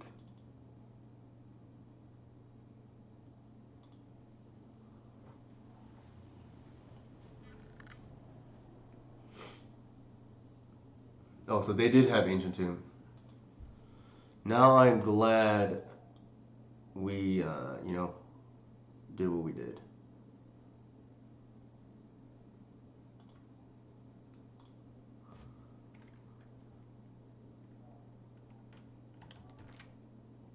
For sure, for sure. Agonized Coma. I think here I'm gonna do it this way, so I don't get caught with my pants down, so to speak.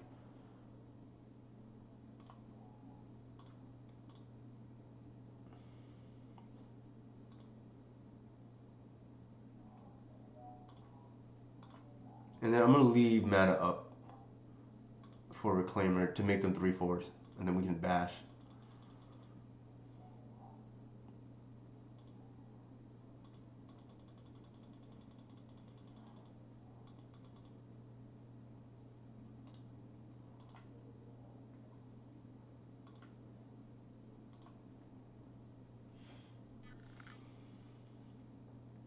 I think the only thing I'm a little bit concerned about here is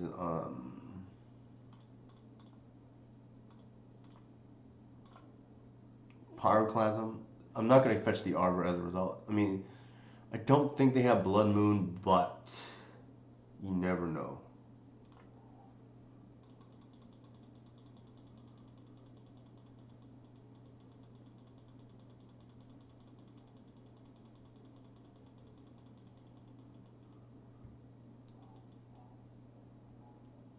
Oh, okay, that makes sense. Saga to find the other copy. Uh-oh. I didn't even think about that, but that we probably should have realized that could be happening. What is coming in? Let's see.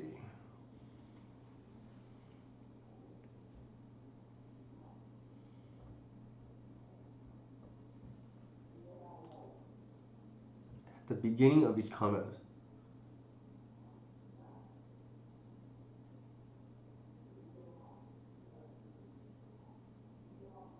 Oh my god. Okay. So they're probably gonna target this. Yeah.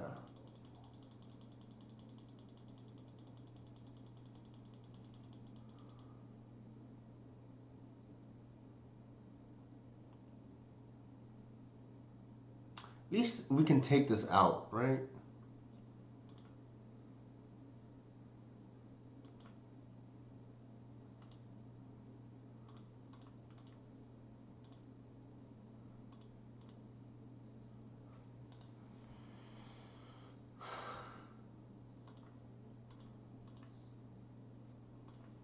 Just in case.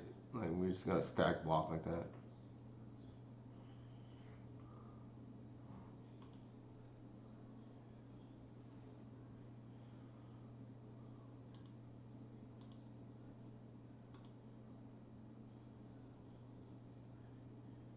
Hmm. Do we have a grist? We do.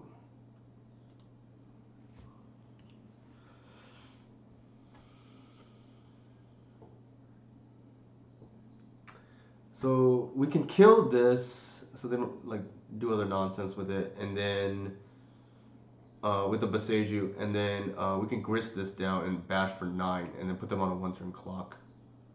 I think that's actually pretty reasonable.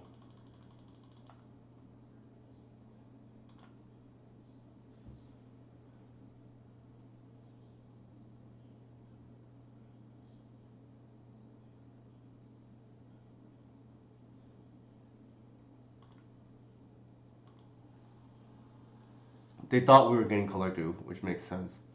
We're just gonna kill this because we don't want to deal with that.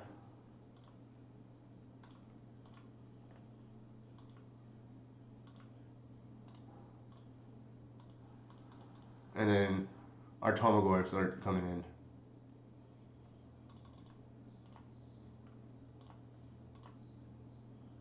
If they want to kill our grist, so be it.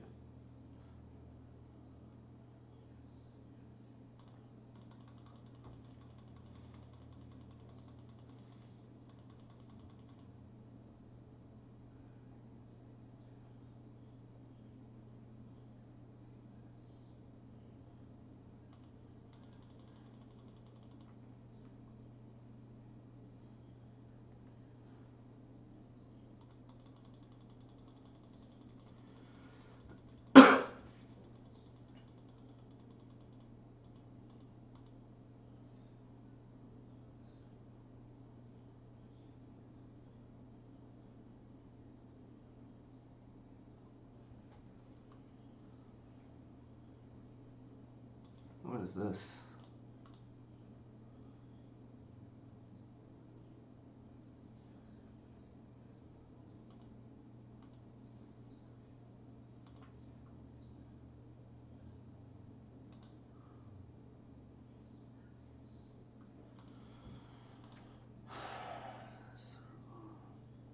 So they can make a Thopter and block 2 things, go to 1.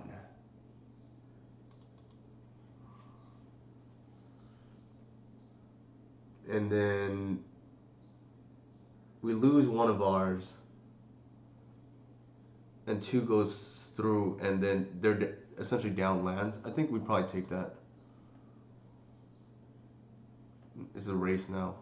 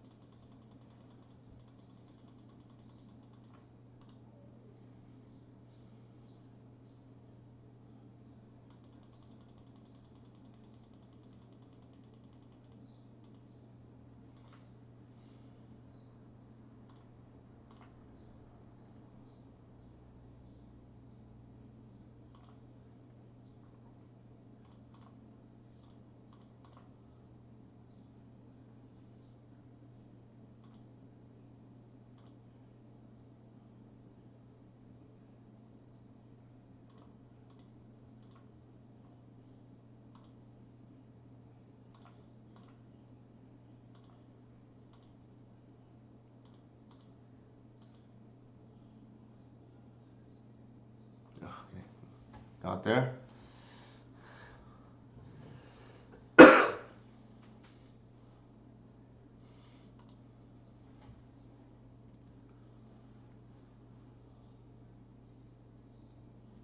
It's possible they should have attacked, but they were in a tough spot regardless.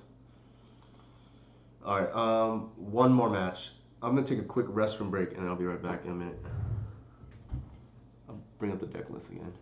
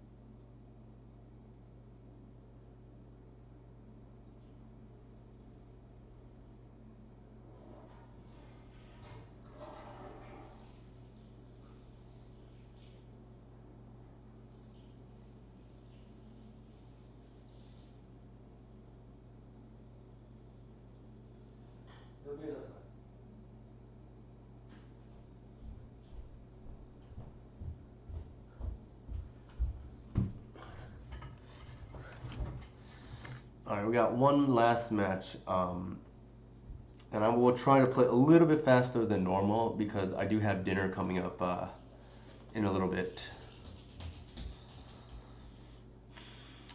Oh, it's funny.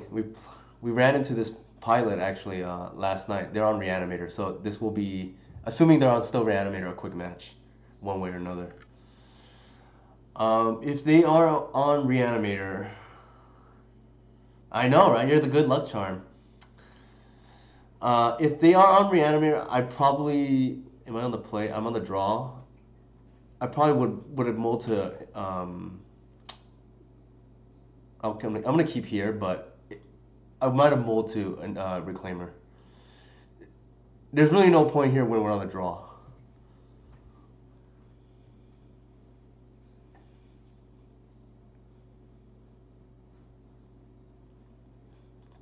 Might be able to live the dream of, the recovery, right, so to speak. We're decked in. They definitely are on Reanimator with Bloodstained Mire, I think.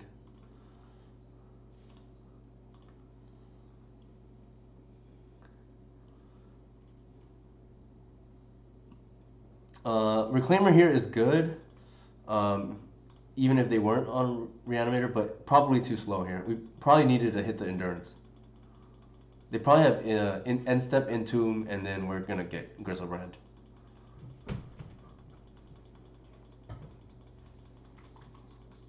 Oh, they didn't have it. Wow, interesting. Maybe they kept a slower hand. I'm not sure. The shields are down already, so I'm just going to yield priority. There's really no need. Yeah, I think... Here we go.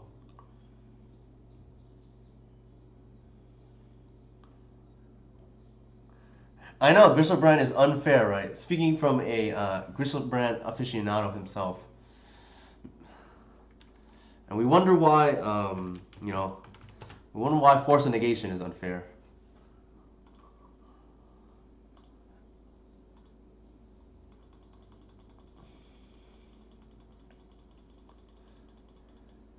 The good thing is, I do think the discard spells are better in this matchup here. Alright, we're going to take 7.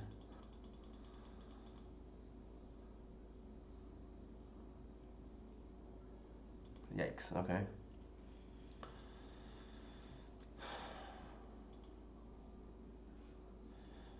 Game one is hard to be aggressive when resolved when they have it that early. Hmm. We have no choice but to do it.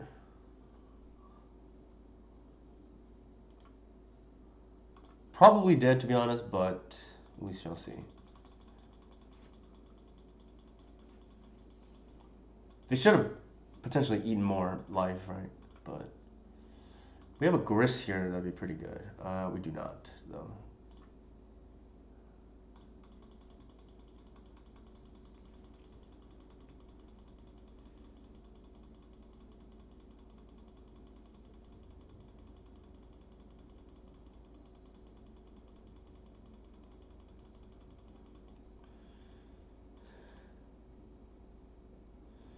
Now we might just be dead. Now we might just be dead. Yikes. This is kind of cool, I guess. I'm gonna bring that back.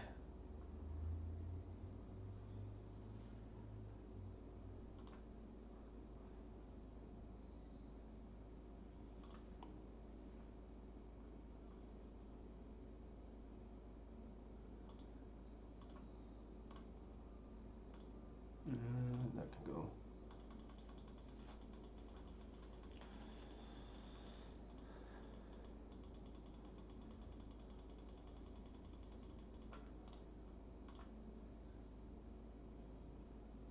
We're dead next turn.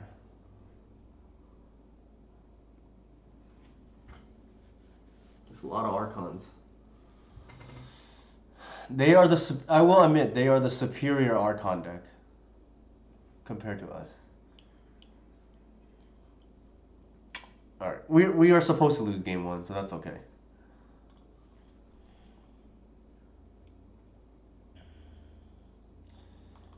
The rest notably very good in this matchup.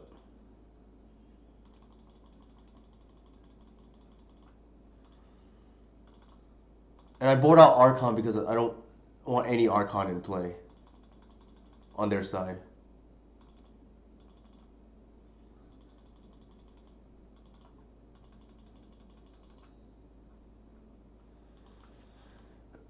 Snuff Out is an answer to Emissary, but I don't think we would care about that.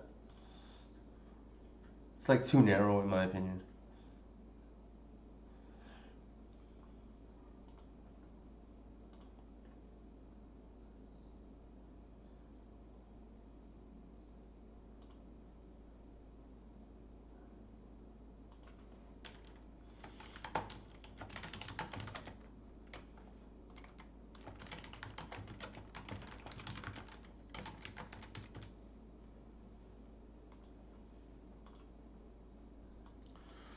I think we keep.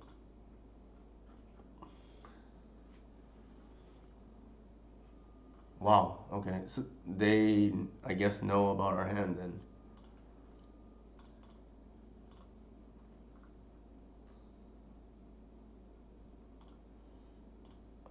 The line for me there was turn one Reclaimer and they can't beat it. But now I think we might have problems. I would definitely, the problem is I played against this person last night, so they know we don't have ley lines is a problem now. But we shall see. Yeah, the play there for me was, turn one Reclaimer and dare them to turn one us, like in the dark, right, where we can have endurance. But now I think it's gonna be problematic.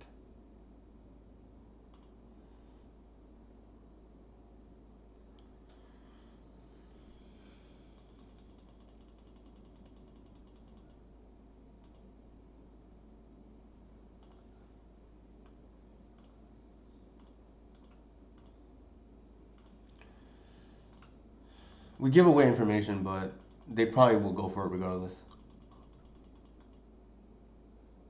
Yep.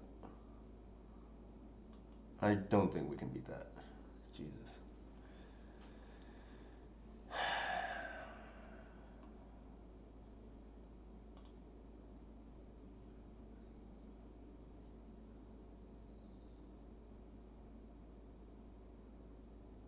It's it's difficult when they know what graveyard hit you have. I actually beat them twice back to back last night, and like I said, once they know not to bring in wear tear, it's a lot harder for us.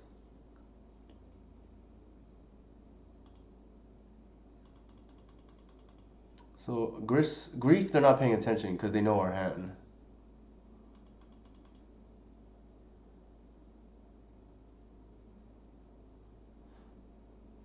We actually have a big top deck here. Well, we have a few, but one of them would be run afoul. Especially if they whiff here, but we'll see.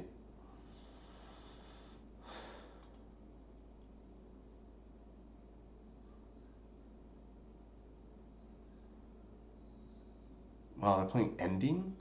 I did not realize that was a thing. Thank you for the raid, G hash 77. Unfortunately, we're almost wrapping up, and I think we're gonna die right now. But c'est la vie, right?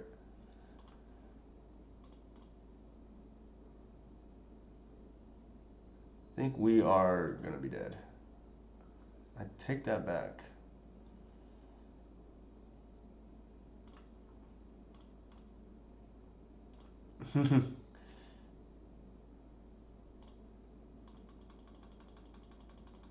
Thank you for the raid, by the way. Done.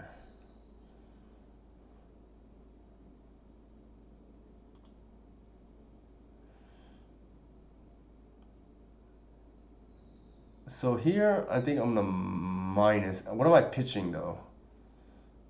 I guess the Arbor, kill the Gristlebrand, and then go take them to 2.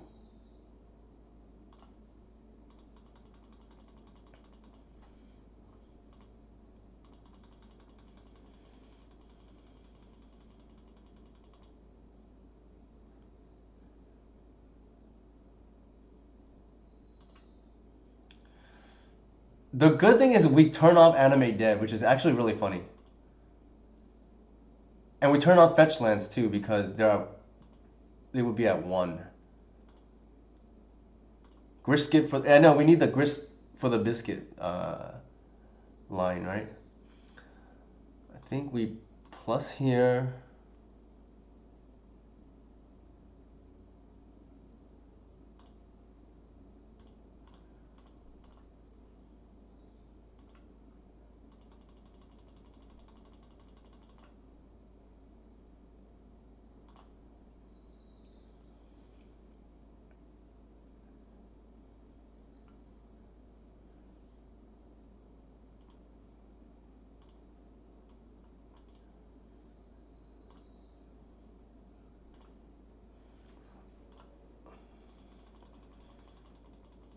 I know, right? Maybe we steal this game. We'll see. Their fetch lands are off, at least. Oh, that's problematic, though. That's not going to save them.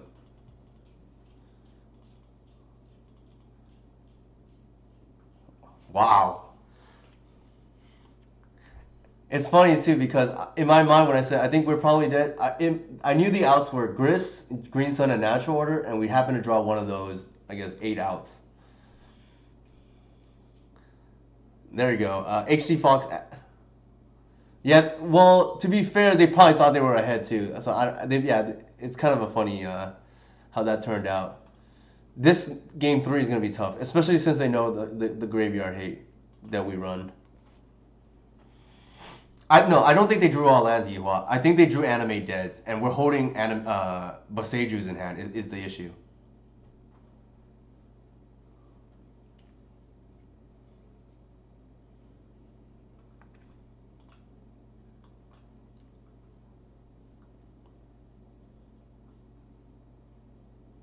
That was really beautiful, yeah, for sure.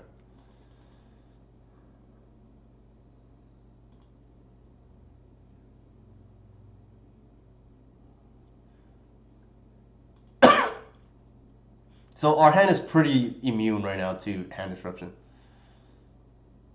They probably drew, yeah, lands, fatties that they couldn't pitch, and then what is it called?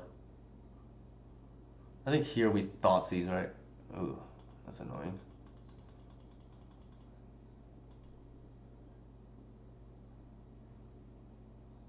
They might take the duress actually, and yeah.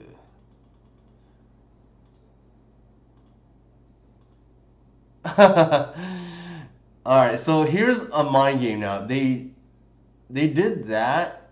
I wonder if they have Griselbrand in hand.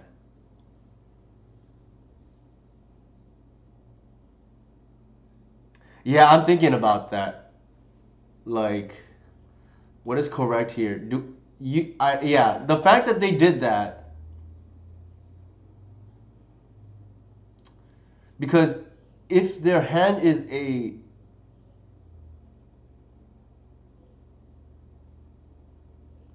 keep on seven, let me see. Yeah, we can probably figure out what they have. They mulligan once, and then they saw we had the reclaimer. They could have just taken two. Let me think. They may want us to walk into the Thoughtseize.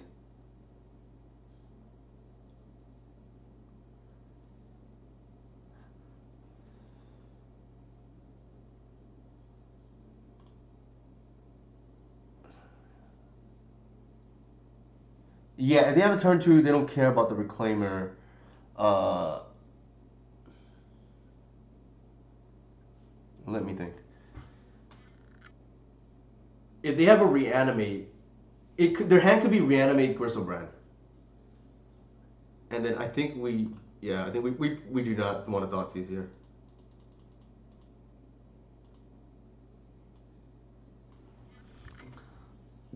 Grief. Well, they probably don't want to walk into endurance too. Oh, okay. So we screwed up then.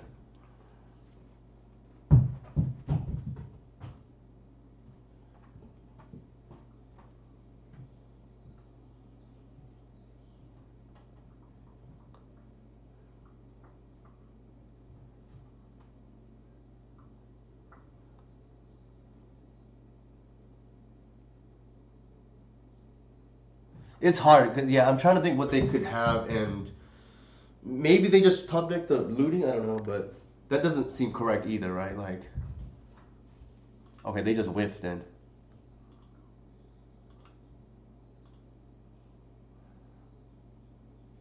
I think we definitely Thoughtseize now. Okay, they don't have it.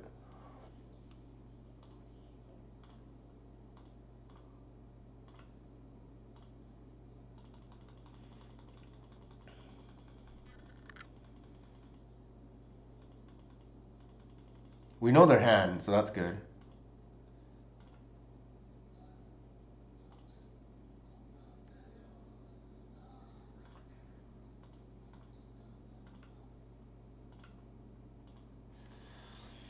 The closest is probably Containment Priest. It's a little bit. It's not quite the same though. There's also the flyer. I forgot what it's called. I boarded out Archon because I don't want them discarding Archon and then reanimating it.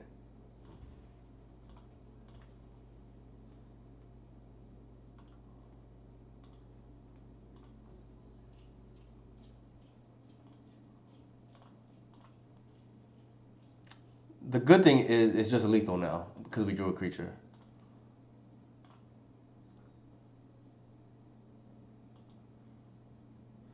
Yeah, we came back from a probably almost impossible game to just beat.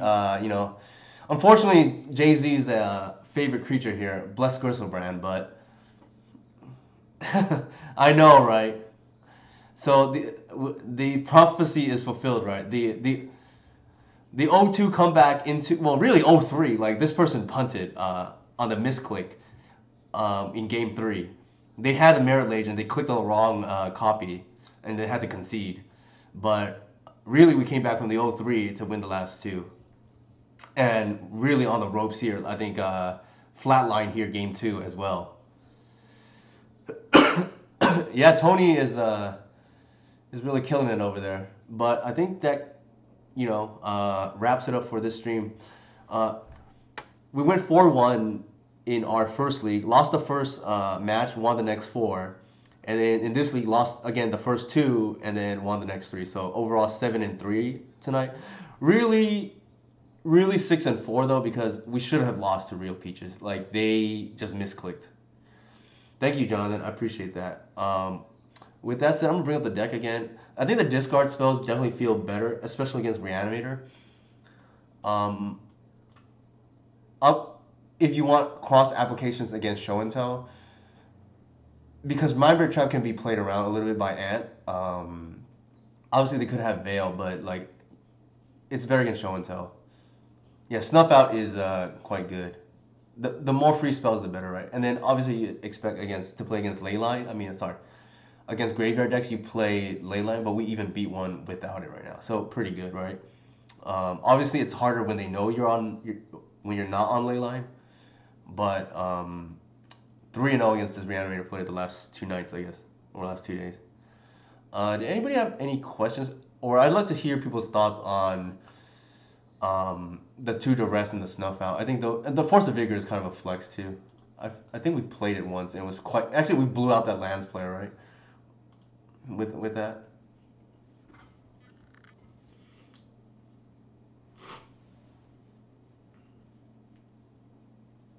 If there are no questions, we didn't play against Delver, ironically, which is for me quite common. I guess I rarely run into Delver in leagues. But I guess if there are no questions, who should I raid? I'll probably raid the Jarb Dog. Then, if that's the case. Thank you everybody for coming out. My thoughts. I think the meta game is good if you can beat Delver. But a lot of Elf players are having trouble with the Delver matchup at the moment. The reason why I think it's good at the moment is because you beat DNT, you beat 8cast pretty consistently. Even though I lost on stream right now to 8cast once, I do think that it's not supposed to happen, generally speaking. I think, what else? Yeah, I think the position is good if you feel good about beating Delver. But that's probably the only thing. The problem with Run-Afoul is it tends to be very, very narrow. Like against DNT, these other creature decks, it just doesn't do anything, right? Like I don't know if you can run more than 2 copies. 3 is probably already pushing it. But yeah. Also, one last time here, my socials, or if you want to gift me a sub, that would be much appreciated. All right, thank you for dropping by today.